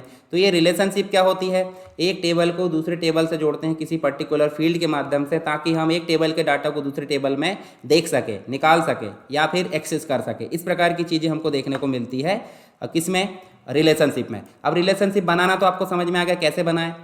जितने भी टेबल है हमारे पास में उन टेबल को, चलिए मैं इसको पहले क्लोज करता हूँ, डिलीट कर देते हैं, रिलेशनशिप ये हट गई। और इन टेबल को भी मैं यहाँ से क्या कर देता हूँ, हाइड, इन टेबल को भी मैं क्या कर देता हूँ, हाइड। चलिए इसको क्लोज करते हैं, यस कर देते हैं। फिर से चलते हैं डेटाबेस टूल्स में, रिलेशनशिप में चलते हैं, ऐड टेबल करो। देखिए यहाँ से ऐड टेबल, इनरोलमेंट को ऐड करो और यहाँ फीस को ऐड करो। और इस प्रकार से देखिए इस आईडी वाले को उठाकर दूसरी आईडी में आपको छोड़ना है, और ये तीनों चेक बॉक्स को आपको चेक करना है। जब रिलेशनशिप का आए तो ये डायलॉग बॉक्स आपको बनाना और क्रिएट कर देना। तो इस प्रकार से आपकी रिलेशनशिप बन चुकी है। अगर आपको इसको एडिट करना तो राइट क्लिक करो, एडिट कर सकते हो वही चीज़ें फिर से। अगर आपको डिलीट करना तो डिलीट भी कर सकते हो। इस प्रकार से आप यहाँ मैनेज कर सकते हो। चलिए मैं इसको सेव करता हूँ। और अब आप जो है इनरोलमेंट में जाओगे, देखिए प्लस का बटन आ चुका है, आ गया प्लस का बटन। मान लो इस व्यक्ति ने कितनी फीस दिया है तो हमको देखना है। तो रिलेशनशिप के पहले हम नहीं देख पाते थे, पर अभी देखो देख पा रहा है। अभी इसने दिया है, देखिए यहाँ पे इसने दिया है रसीद नंबर 1501, 1504 में 1500, 1500 टोटल भी आ सकता है। हम सम का फॉर्मूला लगा सकते हैं, हालांकि यहाँ सम से रिलेटेड क्वेश्चन पूछा नहीं जाएगा, फिर भी हम एक बार देख लेते हैं। चलिए मैं दिखा देता हूँ। तो सम कहाँ लगाना है, जहाँ उसने फीस दिया वहीं सम लगाओगे ना। तो कहाँ लगाओगे, इस फीस वाले सेक्शन में। और कहाँ से लगाओगे, ये देखिए ऑटो सम दिया है। ऑटो सम में जैसे आप क्लिक करोगे देखिए टोटल आ गया। उसके सामने जाके आप क्या क्लिक करोगे, सम, और इसको जाकर सेव करोगे। आप सेव कर दो और इनरोलमेंट में जाकर देखो प्लस बटन पे। तो यहाँ जाकर देखोगे, देखो इसने 3000 रुपये पे करा है, इस व्यक्ति ने 1000 पे करा, देखिए इस व्यक्ति ने 2000 करा, इस व्यक्ति ने कुछ नहीं पे करा है। तो इस प्रकार से आप यहाँ पे देख सकते हैं, देखिए इसने 3000 करा। तो एक टेबल की जानकारी हम दूसरे टेबल से एक्सेस कर पा रहे हैं। इसका मतलब क्या है, हमने रिलेशनशिप बना चुके हैं। आई होप आपको रिलेशनशिप समझ में आ गई होगी। चलिए यहाँ पे जो है हम इसको क्लोज कर देते हैं और अब हम देखते हैं क्वेरी। अब नेक्स्ट जो ऑप्शन है हमारे पास, देखिए टेबल हमने देख ली। अब बात करते हैं क्वेरी की। क्वेरी दो प्रकार से बनती है, एक तो विजार्ड के थ्रू और एक बनती है डिज़ाइन के थ्रू। क्वेरी विजार्ड का मतलब होता है स्टेप बाय स्टेप हमको नेक्स्ट करके ऑप्शन आएंगे और हमको फील्ड सेलेक्ट करके क्वेरी बनाने मिल जाएगा। और डिज़ाइन का मतलब होता है हम टेबल ऐड करेंगे और मल्टीपल टेबल की एक साथ क्वेरी हम बना सकते हैं। किसके माध्यम से, क्वेरी डिज़ाइन के माध्यम से। तो हम दोनों क्वेरी को एक एक करके पढ़ते हैं। उसके बाद हम जो है क्या बनाएंगे, फॉर्म, और फॉर्म बनाने के बाद हम बनाएंगे रिपोर्ट। और फॉर्म के साथ साथ में हम कुछ कंट्रोल्स को पढ़ेंगे और कंट्रोल्स को हम अच्छे से यहाँ पे कवर करेंगे। चलिए हम क्रिएट में चलते हैं। क्रिएट में चल के हम क्वेरीज वाले ग्रुप में जाते हैं और यहाँ बनाते हैं क्वेरी विजार्ड से। पहले क्वेरी विजार्ड से यहाँ बनाते हैं सिंपल क्वेरी विजार्ड, और उसके बाद उसको ओके करना है। हम यहाँ इस कॉम्बो बॉक्स में देखेंगे तो यहाँ हमारे पास में जितने भी टेबल बने उनकी लिस्ट आ जाती है। मान लो आपको इनरोलमेंट की डिटेल ऐड करना है, मतलब अब क्वेरी क्यों बनाते हैं ये चीज़ आपको पता चली कि नहीं। क्वेरी का मतलब होता है क्वेश्चन, यानी कि बहुत बड़े डाटाबेस में से या बहुत बड़े टेबल में से कुछ फील्ड को हमको निकालना है, या फिर हम चाहते हैं डीसीए वाले बच्चे अलग निकल कर आ जाए। तो हम किसी प्रकार का क्वेश्चन, फिल्टर आपने समझे कि नहीं, फिल्टर का ही अपग्रेडेड वर्जन क्या कहलाता है, क्वेरी। यानी कि हमारे जो क्वेश्चन होते हैं उन्हें हम क्या बोलते हैं, क्वेरी बोलते हैं। ठीक है, तो क्वेश्चन मतलब क्वेरी। तो हम क्वेश्चन करना चाह रहे हैं कि टेबल में, इनरोलमेंट टेबल में कोई पर्टिकुलर फील्ड है उसको हमको दिखाना है। तो वो कैसे दिखाएंगे, उसका मतलब है क्वेरी आपको बनाना पड़ेगा। तो क्वेरी कैसे बनाएं, विजार्ड के थ्रू हमने क्या करें, विजार्ड क्लिक करें, सिंपल क्वेरी विजार्ड, और यहाँ टेबल हमने सेलेक्ट करें इनरोलमेंट में इतनी फील्ड आ गई। मान लो आपको आईडी देखना है, आईडी के बाद उसका एस नेम देखना है, और यहाँ पे आप चाहोगे फीस, तो फीस में भी आप जो है क्या देख सकते हैं, उसकी फ़ीस देख सकते हैं। और चलिए यहाँ रिसिप्ट आईडी भी देख सकते हैं। नेक्स्ट करेंगे, नेक्स्ट करने के बाद आप देखिए डिटेल में देखना है या समरी में देखना है। समरी में आप जाओगे तो देखिए फीस का टोटल करना है, एवरेज निकालना है, मिनिमम मैक्सिमम, ये सब हम ऑलरेडी देख चुके हैं। इसको हम करते हैं डिटेल में। नेक्स्ट करोगे, क्वेरी का नाम आ गया, ओपन करना है इन्फॉर्मेशन के रूप में, फिनिश कर दो। अब ध्यान से यहाँ देखिए, दो या दो से अधिक टेबल या सिंगल टेबल की कोई इन्फॉर्मेशन को अब जब हम देखना चाहते हैं हमारी मर्जी से, उसके लिए यूज़ करते हैं हम क्वेरी का। क्वेरी बनाने के लिए हमने विजार्ड का सहायता लिए, तो विजार्ड की सहायता से आप एक बार और जो है यहाँ पे देख सकते हैं। चलिए यहाँ पे हम जो है आईडी देख लिए, एस नेम देख लिए, फीस देख लिए, आर आईडी, यानी कि दो टेबल की जानकारी हमने एक में लाकर रख दी है। किसके माध्यम से, क्वेरी के माध्यम से। ये तो हो गई हमारी डिज़ाइन के माध्यम विजार्ड के माध्यम से। हम डिज़ाइन के माध्यम से देखते हैं, किसके माध्यम से देखते हैं, डिज़ाइन के माध्यम से। क्रिएट में जाएंगे, क्वेरी डिज़ाइन में जाएंगे, क्वेरी डिज़ाइन में जाएंगे तो हमारे पास 100 टेबल का डायलॉग बॉक्स फिर से आ गया है, और 100 टेबल का डायलॉग बॉक्स आया है तो यहाँ पे आपको इनरोलमेंट नंबर और फीस दोनों दिख रहा है। इनरोलमेंट नंबर भी दिख रहा है और फीस भी दिख रहा है, यानी कि इनरोलमेंट टेबल और फीस। तो इनरोलमेंट टेबल भी ऐड कर सकते हैं हम, और यहाँ पे फीस भी ऐड कर सकते हैं। इसका मतलब है कि हम इन दोनों टेबल में से फिर से क्वेरी बना सकते हैं। अब डिज़ाइन से क्वेरी बनाने के लिए टेबल ऐड हो गया, टेबल ऐड हो गया तो फिर से यहाँ देखिए आईडी को उठाए ड्रैग एंड ड्रॉप, यानी कि ऊपर से आईडी को उठाए ड्रैग करके नीचे आपको छोड़ना है। कहाँ पे, इस फील्ड वाली जगह में। उसके बाद नेम छोड़ना है, ठीक है। अगर आपको इनमें से कोई चीज़ छोड़ना है तो वो भी आप छोड़ सकते हैं, जैसे कोर्स है। इसमें से आपको क्या छोड़ना है, आर आई डी। इसमें से आपको छोड़ना है फीस। ये देखिए इतनी चीज़ें हमारी नीचे आ गई। अब किन किन चीज़ों को लाना है, नहीं लाना, चेकबॉक्स को आप हटा सकते, नहीं हटा सकते। अब इसको हम जो है सेव कर देते सिंपल क्वेरी बन के नाम से। और इसको देखिए व्यू करोगे तो देखिए यहाँ पे डेटा सीट व्यू में देख सकते हैं। एसक्यूएल तो हम यहाँ करेंगे नहीं, डिज़ाइन व्यू। डिज़ाइन व्यू का मतलब जहाँ हम एडिट कर सकते हैं, जहाँ हम बना सकते हैं। डेटा सीट का मतलब दिखा सकते हैं। अब देखिए दो टेबल की जानकारी हमने फिर से हमारे मर्जी के अनुसार देख ली है। इसे क्या बोलते हैं, क्वेरी। क्वेरी आपको समझ में आ गई होगी। अगर इसको फिर से एडिट करना है तो फिर से डिज़ाइन में जाए, और डिज़ाइन में जाने के बाद देखिए इनमें से आप कोई चीज़ को हटा सकते हैं चेकबॉक्स के थ्रू, और फिर से ला सकते हैं। अब मान लो आपको कोर्स के अंतर्गत नीचे आपको क्या दिख रहा है, आपको डीसीए बस देखना है, तो देखिए कोर्स के अंतर्गत डीसीए देखना है और रन करोगे तो देखिए डीसीए वाला बच्चा दिख रहा है यहाँ पे, ठीक है। इसके अलावा आप इसको फिर से जाओ वहाँ पे, और आपको कोर्स में क्या देखना है, पीजीडीसीए, इस प्रकार से। तो आप पीजीडीसीए वाले बच्चे को देख सकते हैं, देखिए पीजीडीसीए दिख रहा है। उसके अलावा आप क्या देख सकते हो, चलिए यहाँ पे, अच्छा किन बच्चों ने फीस दी है वही दिखेगा ना, जिनने नहीं दिया उनका नाम क्यों दिखेगा। एस नेम में आप जो है क्या देख सकते हैं, चलिए यहाँ पे रमेश देख लेते हैं। तो देखिए रमेश यहाँ पे है ही नहीं, इसलिए नहीं दिखा रहा है। तो ये क्राइटेरिया है। क्राइटेरिया मतलब हमारी मर्जी से हम जो है रन करा सकते हैं। चलिए यहाँ पे आप जो है क्वेरी मैंने दोनों तरीके से बता दिया। अब हम नेक्स्ट जो चीज़ देखने वाले हैं वो देखने वाले हैं फॉर्म। फॉर्म क्या होता है, फॉर्म का मतलब होता है रन टाइम पे जब यूज़र से हम इनपुट लेते हैं, किसी भी प्रकार से कोई इन्फॉर्मेशन है, कोई डाटा हम इनपुट करा रहा है, तो उसके लिए हम बनाते हैं फॉर्म। फॉर्म बनाने की भी दो विधि है, एक तो है हमारी फॉर्म डिज़ाइन व्यू और एक है विजार्ड। बाकी चीज़ें आपके लिए यहाँ काम की नहीं है। तो हम बनाते हैं फॉर्म डिज़ाइन और फॉर्म विजार्ड। तो पहले बना लेते हैं फॉर्म विजार्ड से। तो उसके लिए सबसे पहले टेबल होना चाहिए, यानी कि क्वेरी बनाने के लिए टेबल होना चाहिए, फॉर्म बनाने के लिए टेबल होना चाहिए, रिपोर्ट बनाने के लिए टेबल होना चाहिए। तो पहले हम बनाते हैं किसके थ्रू, विजार्ड के थ्रू। जैसे हम विजार्ड के थ्रू टेबल मतलब फॉर्म बनाएंगे तो एक विजार्ड ओपन होगा। विजार्ड मतलब एक से अधिक डायलॉग बॉक्स का कलेक्शन। तो यहाँ विजार्ड आया, विजार्ड में कौन से टेबल का आपको जो है फॉर्म बनाना वो आपको सिलेक्शन के लिए दे रहा है। क्वेरी का भी फॉर्म बना सकते हैं और आप जो है टेबल का भी फॉर्म बना सकते हैं। मान लो ये टेबल फीस वाला बनाना है, तो इनमें सभी फील्ड का बनाना है क्या, तो इसको आप ऐसे कर दो। नहीं बनाना तो आप एक एक करके ले सकते। चलिए मैं सभी का बनाना है, तो यहाँ पे हम जो है नेक्स्ट जैसे करेंगे तो देखिए अब आपसे पूछा जाएगा फॉर्म के प्रकार। तो फॉर्म के प्रकार कॉलम टाइप का होता है, मतलब कॉलमनार होता है, टेबुलर होता है, डेटा सीट होता है, जस्टिफाई होता है। तो हम ज़्यादातर कॉलम वाला यूज़ करते हैं। नेक्स्ट, और नेक्स्ट करके यहाँ फीस वाला फॉर्म है तो फिनिश कर देंगे। अब देखिए फॉर्म बनकर आ गया। फॉर्म के व्यू पूछा जाएगा तो फॉर्म के व्यू तीन होते हैं। फॉर्म व्यू होता है, लेआउट व्यू होता है, डिज़ाइन व्यू। फॉर्म व्यू का मतलब जहां हम इन्फॉर्मेशन को ऐड कर सकते हैं। लेआउट व्यू का मतलब जहां स्ट्रक्चर को देखा जा सकता है। और यहाँ फिर से हम जाएं तो डिज़ाइन में मतलब जहां पे हमने बनाए हैं। तो तीन व्यू होते हैं। हमको ज़्यादातर कहाँ आना पड़ता है, फॉर्म व्यू में। अब यहाँ हम जानकारी ऐड कर सकते हैं। नीचे दिया है नेविगेशन बार। नेविगेशन मतलब आप रिकॉर्ड आगे पीछे कर सकते हो, रिकॉर्ड आगे पीछे, लास्ट रिकॉर्ड, फर्स्ट रिकॉर्ड, इस प्रकार से आप मैनेज कर सकते हैं। न्यू रिकॉर्ड आप बना सकते हो, कोई पर्टिकुलर रिकॉर्ड को आप यहाँ से सर्च कर सकते हैं। इसे बोलते हैं नेविगेशन बार। तो इसके लिए हम बटन का उपयोग करके भी बनाकर देखेंगे, ठीक है। चलिए हम इसको जो है क्लोज करते हैं। हमने विजार्ड के थ्रू बनाया है, अब हम बनाते हैं डिज़ाइन के थ्रू। डिज़ाइन के थ्रू कैसे बनाते हैं, क्रिएट में जाएंगे, फॉर्म वाले ग्रुप में जाएंगे और फॉर्म वाले ग्रुप में जाकर हम जो है यहाँ पे क्या करेंगे, फॉर्म डिज़ाइन पर क्लिक करेंगे। अब हमारे सामने फॉर्म डिज़ाइन की विंडो डिस्प्ले हो गई। अब देखिए यहाँ पे आपको देखने को मिलेगा फॉर्म डिज़ाइन की विंडो में एक ऐड एग्जिस्टिंग फील्ड नाम का ऑप्शन यहाँ पे दिख रहा है। देखिए यहाँ पे किस में, फॉर्म डिज़ाइन में ऐड एग्जिस्टिंग जैसे करोगे तो यहाँ देखिए आपको 100 टेबल मिल रहा है। 100 टेबल में आपको एनरोलमेंट और फीस दोनों मिल रहा है। चाहे तो आप एक फॉर्म का टेबल बना सकते हैं, एक टेबल का फॉर्म बना सकते हैं, चाहे तो आप मल्टीपल टेबल का फॉर्म बना सकते हैं। उसी प्रकार रिपोर्ट की अगर बात करें तो एक टेबल की भी रिपोर्ट बनाई जा सकती है, मल्टीपल टेबल की भी रिपोर्ट बनाई जा सकती है। तो इस प्रकार आप जो है क्या कर सकते हैं, अलग अलग प्रकार से फॉर्म बना सकते हैं।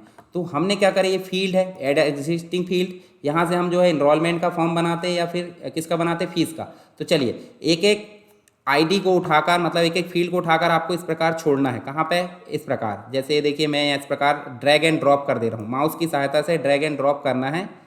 ये देखिए पे डेट हम नहीं लेते यहाँ पे, और ये जो है थोड़ा सा नीचे ले लेते। अब आपको देखिए एक ऊपर हेडर दिख रहा है और एक नीचे दिख रहा है फुटर। तो ये जो हेडर और फुटर के बीच में जगह, इसको हम कर देते हैं थोड़ा सा कम, इस प्रकार कर दिए। इसके अलावा आप जो है क्या कर सकते हैं, यहीं पे देखिए आपको क्या दिख रहा है, लोगो ऐड कर सकते हैं, टाइटल ऐड कर सकते हैं। टाइटल ऐड करने के बाद डेट एंड टाइम ऐड कर सकते हैं। चलिए मैं यहाँ पे क्या करता हूँ, लोगो ऐड करता हूँ। लोगो ऐड करने के लिए मैं डाउनलोड में जाता हूँ इस प्रकार से, और यहाँ जाने के बाद मैं जो है लोगो ऐड कर देता हूँ। देखिए लोगो आ गया। आप टाइटल भी हम ऐड कर सकते हैं। चलिए हमारा टाइटल क्या है, यहाँ पे फीस फॉर्म कर दिए। डेट एंड टाइम ऐड कर सकते हैं। डेट एंड टाइम कहाँ ऐड कर सकते हैं, देखिए आपको देखने को मिलेगा इंक्लूड डेट एंड टाइम, और इसमें सिर्फ डेट ले आते हैं और यहाँ इंक्लूड टाइम। ठीक है, इस प्रकार से हम ला सकते हैं। देखिए डेट आ गई। उसके बाद फुटर में आप क्या कर सकते हो, पेज नंबर वगैरह इसमें आता नहीं है, रिपोर्ट में हम पेज नंबर ऐड करके देखेंगे। अब इसको हम देखना चाहते हैं, तो देखना चाहते हैं थोड़ा सा इसका जो है विड्थ कम कर देता हूँ। देखना चाहते हैं व्यू में जाएंगे, फॉर्म व्यू में जाएंगे। तो देखिए इस प्रकार से हमारा जो फॉर्म है वो बन चुका है। अब देखिए थोड़ा किनारे पे आ गया है, तो इसके लिए फिर से चलेंगे कहाँ पे, डिज़ाइन में, और डिज़ाइन में जाने के बाद सबको सेलेक्ट करेंगे। ये देखिए इस प्रकार से सबको सेलेक्ट करें और थोड़ा सा इस प्रकार सेंटर में कर दो। कहाँ कर दो, थोड़ा सा सेंटर कर दो इस प्रकार से, और इसको फिर से जाकर व्यू में जाकर फॉर्म व्यू में कर दो। तो देखिए इस प्रकार से हमारा फॉर्म बन चुका है। हम डाटा एंटर करना चाहें, कुछ भी करना चाहें, लास्ट में जाकर हम डाटा एंटर कर सकते हैं। टैब दबाए देखिए 1506 कर सकते हैं, या आईडी हम सेलेक्ट करके क्या कर सकते हैं, जैसे 7 नंबर ने कितनी फीस दे दिया, चलो 5000 इसने शुरू में ही दे दिया। फिर नेक्स्ट करें, 1506 आ गया और इसने 7 की जगह 8 आ गया, और यहाँ जाकर हम जो है रिकॉर्ड ऐड कर सकते हैं। जैसे इसने 1600 दिया है, फीस ये दे देते हैं हम, चलो यहाँ पे 5000। ये देखिए 1506 ऑलरेडी था शायद, है ना, 7 कर लेते हैं। ये देखिए इसने फीस दे दिया। अब आप समझ रहे होंगे कि यहाँ डाटा इनपुट हुआ तो वो कहाँ गया, ये डाटा इनपुट होकर कहाँ जाता है, टेबल में। टेबल कहाँ गया, फीस वाला। तो फीस में देखिए 2 रिकॉर्ड हमने इनपुट करे हैं, और यहाँ डेट हमने नहीं लिए थे, तो डेट हम यहाँ से भी ले सकते हैं, कोई दिक्कत थोड़ी। यहाँ से चलिए यहाँ से डेट ले लेता हूँ मैं।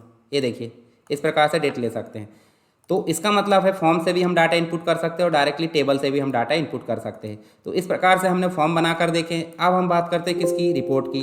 तो यहाँ देखिए आपको रिपोर्ट भी पूछेगा, तो रिपोर्ट भी किस प्रकार पूछेगा, रिपोर्ट क्या होती है, फॉर्म क्या होता है बता दिया मैंने, रिपोर्ट क्या होती है, पूरे टेबल में जो भी हमने रिकॉर्ड इनपुट किए हैं, जितने भी काम करने के दौरान उसकी पूरी समरी निकालना, उसे बोलते हैं रिपोर्ट। रिपोर्ट को हिंदी में बोलते हैं प्रतिवेदन। तो रिपोर्ट बनाने के लिए क्रिएट में जाएंगे, और क्रिएट में जाने के बाद हम जाएंगे कहाँ पे, रिपोर्ट वाले ग्रुप में, और यहाँ जाकर देखेंगे रिपोर्ट डिज़ाइन और रिपोर्ट विजार्ड, 2 ऑप्शन दिए। तो यहाँ पे हम सबसे पहले विजार्ड के थ्रू बना लेते और फिर बनाएंगे डिज़ाइन के थ्रू। ठीक है, चलिए रिपोर्ट विजार्ड पर जैसे ही मैं क्लिक करूंगा तो फिर से हमारे सामने रिपोर्ट का डायलॉग बॉक्स आ गया, विजार्ड आ गया। और यहाँ पे आने के बाद हम जो है यहाँ पे क्या कर रहे हैं, किसकी बनाना रिपोर्ट। चलिए हम एनरोलमेंट की रिपोर्ट बनाते हैं, सभी फील्ड की बना लेते हैं। नेक्स्ट करते हैं। नेक्स्ट करने के बाद कोई ग्रुप बनाना, क्या बनाना नहीं बनाना वो आपके ऊपर डिपेंड करता है, सॉर्टिंग करना नहीं करना। नेक्स्ट इसके बाद लेआउट दिख रहा है, कॉलम है, टेबुलर है, जस्टिफाइड है, रिपोर्ट के प्रकार है। ओरिएंटेशन लेना नहीं लेना आपको ध्यान में रखना है। इसके बाद नेक्स्ट करें, रिपोर्ट का नाम दे सकते हैं और आप फिनिश कर सकते हैं। ये देखिए हमारी रिपोर्ट यहाँ पे जनरेट हो गई है, किसके माध्यम से, विजार्ड के थ्रू। तो इस प्रकार से आप विजार्ड के थ्रू रिपोर्ट बनाना बता सकते हैं। इसकी मार्जिन सेट करना, प्रिंट करना, क्लोज, प्रिंट प्रीव्यू, एक्सपोर्ट करना, देखिए टेक्स्ट फाइल में, PDF फाइल में, सभी चीज़ें आपको यहाँ पे देखने को मिलेगी। चलिए यहाँ पे मैं इसको बंद करता हूँ, इसको सेव कर देते हैं। अब मैं रिपोर्ट बनाना बताऊँ तो डिज़ाइन के थ्रू। ये थोड़ी सी कॉम्प्लिकेट है, कॉम्प्लिकेट मतलब थोड़ी सी कठिन है। कैसे, क्रिएट में गए, क्रिएट में जाने के बाद रिपोर्ट में गए, रिपोर्ट डिज़ाइन पर क्लिक करें। जिस प्रकार फॉर्म की फील्ड आती थी, देखिए यहाँ पे ऐड एग्जिस्टिंग फील्ड, ये देखिए यहाँ पे, तो यहाँ एक से अधिक टेबल की भी रिपोर्ट बना सकते हैं और एक टेबल की भी रिपोर्ट बना सकते हैं। तो जैसे देखिए आईडी हमने लिए, इनको लाकर पहले ड्रॉ कर देते हैं, उसके बाद मैं आपको बाकी चीज़ें बताऊंगा। जैसे मैं यहाँ लाकर ड्रॉ कर देता हूँ, ये देखिए। चलिए इतनी चीज़ बस ले आते हैं और इतनी चीज़ों को मैं बताता हूँ। जैसे आईडी है तो आईडी जो फील्ड है वो आपकी हेडर में आएगी, नेम जो फील्ड है वो भी हेडर में आएगी, एड्रेस जो फील्ड है वो भी हेडर में आएगी। कैसे? इसको आपको कंट्रोल एक्स करना है और यहाँ लाकर पेस्ट करना है। तो आईडी आप इस प्रकार ले सकते हो और इस आईडी के नीचे ये टेक्स्ट बॉक्स ले सकते हैं। कौन सा वाला? आईडी वाला। फिर इस नेम के ऊपर क्लिक करें, यहाँ लाकर पेस्ट करें और इसको भी आप क्या कर सकते हो, इस प्रकार से सेट कर सकते हो। और इसके नीचे जो है आप नेम वाला ले सकते हो, जो टेक्स्ट बॉक्स या कंट्रोल जो भी है। एड्रेस को लेकर आओ और फिर एरो की के माध्यम से फिर इस प्रकार इसको भी क्या कर दो, ये। और इस एड्रेस को भी आप क्या कर सकते हैं, इसके पास रख सकते हैं। अब मान लो कोर्स वाला लेना है या फिर दूसरे टेबल का लेना, तो इस टेबल की फील्ड उठाकर भी आप क्या कर सकते हो, यहाँ पे ला सकते हो। जैसे मान लो इसकी फ़ीस ला सकते हो। चलिए इसकी फ़ीस देख लेते हैं। चलिए यहाँ पे फीस ले लिए और ये जो फीस है इसको कंट्रोल एक्स करके ऊपर ले गए।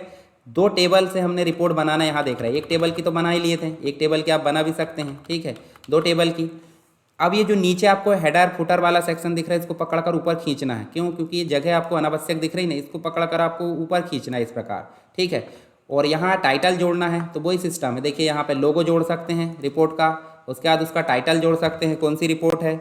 चलिए इनरोलमेंट की रिपोर्ट है, इनरोलमेंट रिपोर्ट। उसके बाद आपको जो है डेट एंड टाइम मिल रहा है, तो यहाँ पे इंक्लूड टाइम डेट है ना, और यहाँ पे इसको ओके कर दो, ये आ गया, ठीक है। नीचे फुटर में आप जो है पेज नंबर वगैरह जो भी लेना चाहे इस प्रकार से पेज नंबर ले सकते हैं, ठीक है। एक मिनट, इसका पेज नंबर लिए और टॉप में नहीं लेना है हमको, कहाँ लेना है, बॉटम पे लेना है। बॉटम पे देखिए पेज नंबर यहाँ आ गया, ये देखिए फुटर में। जब आप इसको रन करोगे, व्यू रिपोर्ट करोगे, तो व्यू रिपोर्ट करने के बाद देखिए पेज नंबर दिख रहा है नीचे, ऊपर लोगो आ गया, उसका टाइटल भी आ गया, डेट भी आ गई और पूरी चीज़ें हमारी सेम टू सेम डिस्प्ले हो चुकी है। तो यहाँ हमारा रिपोर्ट ये जो है मैंने दोनों प्रकार से आपको बता दिया। रिपोर्ट विजार्ड के थ्रू देख लिए, रिपोर्ट डिज़ाइन के थ्रू देख लिए, फॉर्म विजार्ड के थ्रू देख लिए, फॉर्म डिज़ाइन के थ्रू देख लिए। उसके बाद जो है आपने टेबल भी देख लिए और क्वेरी भी देख लिए। कुछ चीज़ें और बता देता हूँ। जैसे फॉर्म में चलते हैं, फॉर्म कहाँ गया हमारा, ये फीस वाला फॉर्म है। इसमें इसके डिज़ाइन में आप जाओगे, कहाँ पे, डिज़ाइन में। तो डिज़ाइन में जाओगे, देखिए इसको थोड़ा सा बड़ा करते हैं यहाँ पे, और इसमें हम जो है क्या ऐड कर सकते हैं, यहाँ पे देखिए आपको फॉर्म डिज़ाइन के अंतर्गत कुछ कंट्रोल्स है। कंट्रोल समझ लीजिए, इनमें से कुछ कंट्रोल पूछ लिए जाते हैं। जैसे टेक्स्ट बॉक्स क्या होता है, टेक्स्ट बॉक्स को क्या मतलब, जैसे जैसे क्लिक करें, देखिए टेक्स्ट बॉक्स कैसे लाते हैं। टेक्स्ट बॉक्स तो हमारे ऑलरेडी आ चुके हैं, पर टेक्स्ट बॉक्स का मतलब डाटा इनपुट लेना, किससे, यूज़र से, उसके लिए होता है टेक्स्ट बॉक्स। उसके बाद एक होता है कौन सा, लेबल, किसी भी कंट्रोल को दर्शाने के लिए हम लेबल का उपयोग करते हैं। उसके बाद होता है कौन सा, बटन। जैसे मान लो ये बटन है, और चलिए यहाँ पे मैं बटन लेना बताता हूँ आपको। नीचे लाए और ये इस फुटर को भी नीचे लाए, यहाँ पे हम बटन लेते हैं। क्या लेते हैं, बटन। अब बटन कैसे लेंगे, इस बटन को लाकर यहाँ ड्रॉ करें। जैसे हम इसको क्लिक करते हैं तो क्या आना चाहिए इसमें, देखिए फाइंड मतलब रिकॉर्ड नेविगेशन है, और फाइंड नेक्स्ट होना चाहिए या प्रीवियस होना चाहिए। चलिए इसको हम जो है गो टू प्रीवियस रिकॉर्ड, यहाँ पे ये देखिए, और इसको भी हम नेक्स्ट करके फिनिश कर देते। देखिए प्रीवियस रिकॉर्ड की बटन आ गई यहाँ पे, इसको थोड़ा सा इधर कर दो। एक और बटन लेते हैं यहाँ पे, और ये जो है नेक्स्ट रिकॉर्ड की आएगी। कौन सी रिकॉर्ड की आएगी, नेक्स्ट रिकॉर्ड की। इसको भी नेक्स्ट करके हम फिनिश कर देते हैं।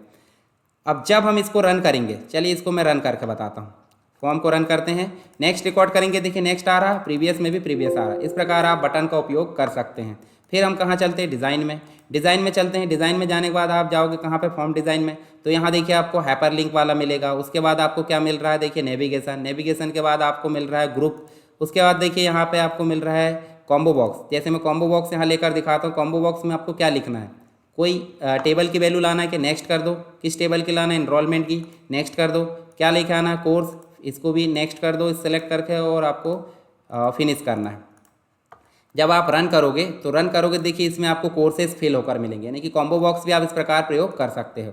हालांकि हम जो है ऑटोमेटिक इसमें लेकर आ जाते हैं, इसलिए हम इनका उपयोग नहीं करेंगे। चलिए इसको मैं डिलीट कर देता हूँ।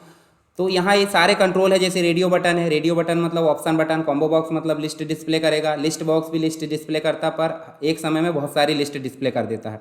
उसके बाद आप देख सकते हैं इमेज ला सकते हैं। देखिए ये देखिए इमेज ला सकते हैं। साथ ही आप वेब ब्राउज़र जो कंट्रोल है वो ला सकते हैं। चार्ट कंट्रोल ला सकते हैं। तो ये सब कंट्रोल में से आप दो चार याद कर लीजिए, इनमें से कोई भी पूछ सकता है। तो इस प्रकार आपकी सारी चीज़ें यहाँ पे कंप्लीट हो गई है। MS एक्सेस की मैंने डेटाबेस का ओवरव्यू सारी चीज़ें आपको बताया शुरू में। उसके बाद मैंने अभी आपको टेबल है, क्वेरी है, उसके बाद फॉर्म है और रिपोर्ट है। रिपोर्ट के जो फॉर्म के कंट्रोल है वो सारी चीज़ें हमने देखे हैं। अब अगर कोई डाउट होगा आपका तो मुझे बताइए। चलिए, हमने जो है एमएस एक्सेस के बारे में सारी चीज़ें पढ़ लिया है इसके पहले, ठीक है। कंप्लीट डेटाबेस से लेकर एमएस एक्सेस में वर्किंग पूरी पढ़ ली है। अब हम बात कर लेते हैं कुछ इंपॉर्टेंट क्वेश्चन की। तो एमएस एक्सेस में जो होती है 5 यूनिट होती है।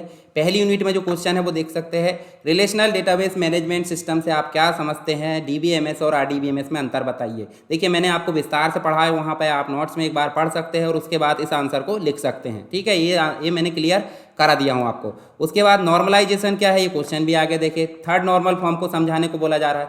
थर्ड नॉर्मल फॉर्म कब होगा, जब वो सेकंड नॉर्मल फॉर्म में हो। सेकंड नॉर्मल फॉर्म कब होगा, जब फर्स्ट नॉर्मल फॉर्म है। डुप्लीकेट रो नहीं होना चाहिए, ठीक है। कंप्लीट रो जो होना चाहिए सब सेपरेट होना चाहिए, एंट्रीज जो होनी चाहिए। उसके बाद जो प्राइमरी की है उससे डिपेंडेंट होना चाहिए। अगर डिपेंडेंट नहीं है तो उसको हम तोड़ तोड़ के अलग टेबल बना देते थे। तो ये थर्ड नॉर्मल फॉर्म था। अब एक बार और पढ़ सकते हो, उदाहरण से बताना है। डेटाबेस क्या है, डेटाबेस के लाभ बताना है, डेटाबेस की हानि बताना है, ये सारी चीज़ आपको बताना है। अगर हानि है तो बताना, नहीं तो नहीं बताना है। उसके बाद देखिए डाटाबेस इंटीग्रिटी क्या है, अब भी हमने देखे थे। डाटाबेस इंटीग्रिटी नियम क्या है, इसको समझाना है। प्राइमरी की और फॉरेन की यहाँ पूछ लिया तो ये भी आपको मैंने बता दिया हूँ, इसको भी आपको समझाते बन जाना चाहिए। तो इतने सभी क्वेश्चन आपको इंपॉर्टेंट तौर पे याद रख लेना है, किसमें, फर्स्ट यूनिट में। और इसके अलावा कुछ होंगे तो वो भी याद कर सकते हैं। पर अगर आपके पास बिल्कुल भी समय नहीं है, आपने नहीं पढ़ा तो आप इनको बिल्कुल याद रख लीजिए। और अगर पढ़ा है और पहले से पढ़े तो एक बार रिविजन करने में क्या जाता है। सेकेंड यूनिट में आपसे पूछेगा एमएस एक्सेस में टेबल को एडिट करने और उसमें विभिन्न ऑपरेशन करने के लिए बताइए।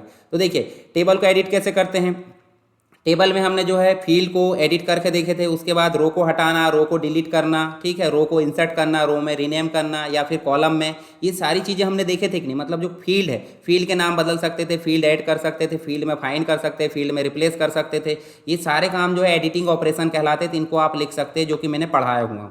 एमएस एक्सेस में जो टेबल के फील्ड है, टेबल में जो फील्ड है उसकी प्रॉपर्टीज़ को समझाना है।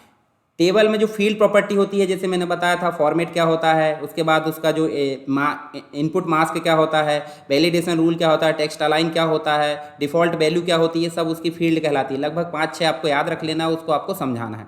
ऐसा क्वेश्चन आ सकता है, फाइंड, रिप्लेस और फिल्टर और सेलेक्ट को समझाइए, तो ये भी आपसे समझाते बन जाना चाहिए, ठीक है। एमएस एक्सेस में विभिन्न प्रकार के डाटा टाइप लगभग 8-10 प्रकार के होते हैं, तो आपको कम से कम 8 तो समझाना ही है। तो ये चीज़ आप देख सकते हैं इसमें। एमएस एक्सेस के अंतर्गत देखिए, रीअरेंज, कॉलम को रीअरेंज कैसे करते हैं, आगे पीछे डिलीट करना, मतलब इधर उधर मैनेज करना। फ्रीज कैसे करते हैं वो बताया मैंने। टेबल को कॉपी करते हैं, चलिए मैं दिखा देता हूँ आपको टेबल कैसे कॉपी करते हैं। यहाँ चलिए, जैसे टेबल है, टेबल को एडिट कैसे करते हैं। टेबल को एडिट करने के लिए आपको सबसे पहले डिज़ाइन विंडो में जाना होगा। देखिए, इस प्रकार से आप टेबल के डिज़ाइन विंडो में जा सकते हैं। प्रॉपर्टीज है, उसको लिख सकते हैं। डेटा टाइप वाले क्वेश्चन में इनको लिख सकते हैं, ठीक है। इसके अलावा टेबल को एडिट कैसे करना है, तो टेबल को देखिए, राइट क्लिक करें टेबल के ऊपर, देखिए टेबल को ओपन कर सकते हैं। टेबल के डिज़ाइन विंडो में जा सकते हैं। टेबल किसी डाटाबेस से इंपोर्ट कर सकते हैं, किसी डाटाबेस में टेबल को एक्सपोर्ट कर सकते हैं, या अलग अलग फाइल में हम जो है डाटाबेस को एक्सपोर्ट कर सकते हैं। टेबल का नाम बदल सकते हैं, उसके बाद डिलीट कर सकते हैं, कट कर सकते हैं, कॉपी कर सकते हैं। ये टेबल के अंतर्गत हमने काम करे थे। यदि आपसे पूछा जाता क्या, जैसे मान लो अभी हमने देखे थे ना, कॉलम को रीअरेंज कैसे करें, तो इसको मैं बंद करता हूँ अभी, रिपोर्ट को भी, इसको भी सेव करते हैं। और यहाँ पे फीस में चलें, देखिए ये फील्ड है, फील्ड को रीअरेंज कैसे करते हैं। इस फील्ड को हम आगे पीछे देखिए ले जा सकते हैं। देखिए यहाँ इस प्रकार से है, देखिए उठाकर इस प्रकार से, जिसको है जो देखिए इस प्रकार से हम आगे पीछे इसको मैनेज कर सकते हैं। जैसे मान लो इसको पकड़े हमने, यहाँ लाकर छोड़ दिए, ठीक है, या फिर इस फीस वाले ऑप्शन को पकड़े, इधर लाकर छोड़ दिए। तो रीअरेंज कैसे करते हैं, या फिर इसकी विड्थ को कैसे बढ़ाते हैं, ये सारे ऑप्शन देखने को मिलेंगे आपको कहाँ पे, रीअरेंज के अंतर्गत। तो इस प्रकार से आप इसको जो अपनी भाषा में लिख सकते हैं। ऐसा टेक्निकल भाषा का उपयोग नहीं करना है, ठीक है। चलिए आगे चलते हैं। और हम डिलीट टेबल कैसे करते हैं, इंपोर्ट कैसे करते हैं, modify table structure, table structure को मॉडिफाई कैसे करेंगे। भाई ये टेबल है, टेबल के स्ट्रक्चर को मॉडिफाई करना मतलब डिज़ाइन व्यू में जाना, ये सारे डेटा टाइप को चेंज करना, उसकी फील्ड को चेंज करना, उसकी प्रॉपर्टीज़ को चेंज करना, इसे बोलते हैं टेबल के स्ट्रक्चर को मॉडिफाई करना, ठीक है। इसके बाद है एमएस एक्सेस में रिकॉर्ड को सॉर्ट कैसे करते हैं, ऑलरेडी हम पढ़ चुके हैं। फिल्टर भी आप समझ लेना। उसके बाद है थर्ड यूनिट में एमएस एक्सेस में दो टेबल के बीच में रिलेशनशिप हमने ऑलरेडी पढ़ ली हैं, इनके स्टेप्स लिखना है। क्यूरी बनाने की विधि पूछा है। रेफरेंशियल इंटीग्रिटी से क्या आता है, फिर से क्वेश्चन आ गया, जो मैंने बताया था टेबल में रिलेशनशिप बनाते समय जो डायलॉग बॉक्स आता है उसको आपको समझाना, इंटीग्रिटी रूल्स। क्यूरी और फिल्टर के बीच में अंतर है तो वो भी आपको बताना है। रिकॉर्ड को फाइंड कैसे करते हैं, देखिए फाइंड करने की विधि है। क्वेरी को सेव कैसे करते हैं, क्वेरी को चेंज कैसे करते हैं, वो सारी चीज़ आपको उसमें आ जाएगी। एमएस एक्सेस में मूल प्रकार के फॉर्म को समझाइए। डेटाबेस में फॉर्म डिज़ाइन करने की क्या उपयोगिता है, फॉर्म डिज़ाइन करने की स्टेप्स बताना, उसकी उपयोगिता बताना है। पीडीएफ में आपको सारी चीज़ मिल जाएगी, क्या क्या उपयोगिता होती है। और जो कॉलम मतलब फॉर्म है, फॉर्म के 4 प्रकार होते हैं, वो भी आपको वहाँ पे मिल जाएगा। MS एक्सेस में हेडर और फुटर को समझाइए, तो अभी हमने रिपोर्ट में भी हेडर देखे थे और फुटर देखे, और फॉर्म में भी हमने हेडर देखे थे, तो उनको आपको समझा देना उस प्रकार से। कॉलमनार और जो टेबुलर है, कॉलमनार और टेबुलर 2 प्रकार के फॉर्म पूछा है, इनके बारे में बेसिक रूप से आपको बताना है। उसके बाद ऐड फील्ड, फॉर्म में फील्ड कैसे ऐड करते हैं, टेक्स्ट को कैसे ऐड करते हैं, ठीक है, फॉर्म विजार्ड के थ्रू कैसे बनाते हैं, टेम्पलेट को कैसे क्रिएट करते हैं, ये सब हमने जो है ऑलरेडी शुरू में देखे थे और ये फॉर्म के अंतर्गत देखे। डाटाबेस में फॉर्म की उपयोगिता फिर से पूछा, फॉर्म के बारे में सारी चीज़ें पढ़ लो और उसके बाद आए तो आप लिख सकते हैं। MS एक्सेस में रिपोर्ट बनाने की प्रक्रिया को वर्णन कीजिए, रिपोर्ट कैसे क्या होती है, सारी चीज़ें रिपोर्ट से क्या समझते हैं, 2 से अधिक टेबल या 1 से अधिक टेबल से रिपोर्ट कैसे बनाते हैं, रिपोर्ट को प्रीव्यू कैसे करते हैं, विजार्ड के थ्रू रिपोर्ट कैसे बनाते हैं। तो इस प्रकार से ऐसे मतलब ज़्यादा कठिन क्वेश्चन नहीं आने वाले हैं, नॉर्मल क्वेश्चन आने वाले हैं, आप टेंशन मत लीजिए। जितनी चीज़ें मैंने पढ़ाया हूँ उससे बाहर का नहीं आएगा, कुछ आए भी तो अथवा के क्वेश्चन आते हैं, नहीं कि या तो पहली यूनिट करना है, पहली यूनिट में आपको एक क्वेश्चन करना है, या अथवा वाला दूसरा क्वेश्चन करना है, ऐसा ऑप्शन रहता है। तो अगर ना बने कोई तो वो पहला वाला कर लो। अब ऐसा तो नहीं हो सकता कि दोनों ही क्वेश्चन आपको मतलब आउट ऑफ आ जाए कि आपने पढ़ा नहीं हो, तो इस प्रकार की चीज़ें देखने को मिलती है। हालांकि अभी फंडामेंटल में भी आपने देखा होगा पूरे क्वेश्चन मैंने पहले पढ़ा दिया था, उसके बाद PC पैकेज में भी मैंने पहले पढ़ा दिया। अब आगे का जो पेपर रहेगा हो सकता है उसके लिए अगर टाइम मिला तो मैं उसके लिए भी आपके लिए क्लास लेकर आऊँगा, ठीक है। कर देता हूँ। सबसे पहली बात है इसके इंपॉर्टेंट क्वेश्चन का वीडियो, अभी मैंने क्वेश्चन समझा भी दिया है। अगर आपको वीडियो इंपॉर्टेंट वाला देखना है तो आप जो है देखिए एक चैनल जो जिसमें आप अभी वीडियो देख रहे हो उसमें आपको कहाँ जाना है, प्लेलिस्ट में। देखिए सरकारी स्टडी बेस्ड एजुकेशन के प्लेलिस्ट वाले सेक्शन में जाना है, और यहाँ पे आपको जो है PGDCA फर्स्ट सेमेस्टर के नाम से एक प्लेलिस्ट है जिसमें आपको आपके फर्स्ट सेमेस्टर के सारे वीडियो मिलेंगे, जो भी आपकी रिक्वायरमेंट है वो देख सकते हैं इंपॉर्टेंट क्वेश्चन की। उसके अलावा आपको पेपर कैसे सॉल्व करना है उसके लिए आपको जाना है अरविंद टिप्स के अंतर्गत, जो यूट्यूब चैनल है इसी का पार्ट है, और उसमें आपको पेपर कैसे सॉल्व करना है ये वीडियो जरूर देखना सभी को, जितने ने नहीं देखा होगा। इसके अलावा आप जो है PDF की अगर बात करें तो PDF आपको मिल जाएगी, क्या PDF आपको कंप्लीट मिल जाएगी टेलीग्राम के ग्रुप में, चैनल में, उसमें आप देख लेना। पेपर कैसे सॉल्व करना है वीडियो आप देख लो, आपको पेज कितने लिखना, कैसे लिखना, वो सारी चीज़ें आपकी टेंशन दूर हो जाएगी, ठीक है। चलिए दोस्तों, आप सभी लोग अच्छे से पढ़ाई कीजिए, मेरी तरफ से बेस्ट ऑफ लक, और नेक्स्ट एग्जाम में आप जो है शतक लगा कर आइए। शतक लगाने का मतलब समझ रहे हैं ना। चलिए आप अच्छे से पढ़ाई कीजिए, मिलते हैं नेक्स्ट वीडियो में, तब तक के लिए जय हिंद।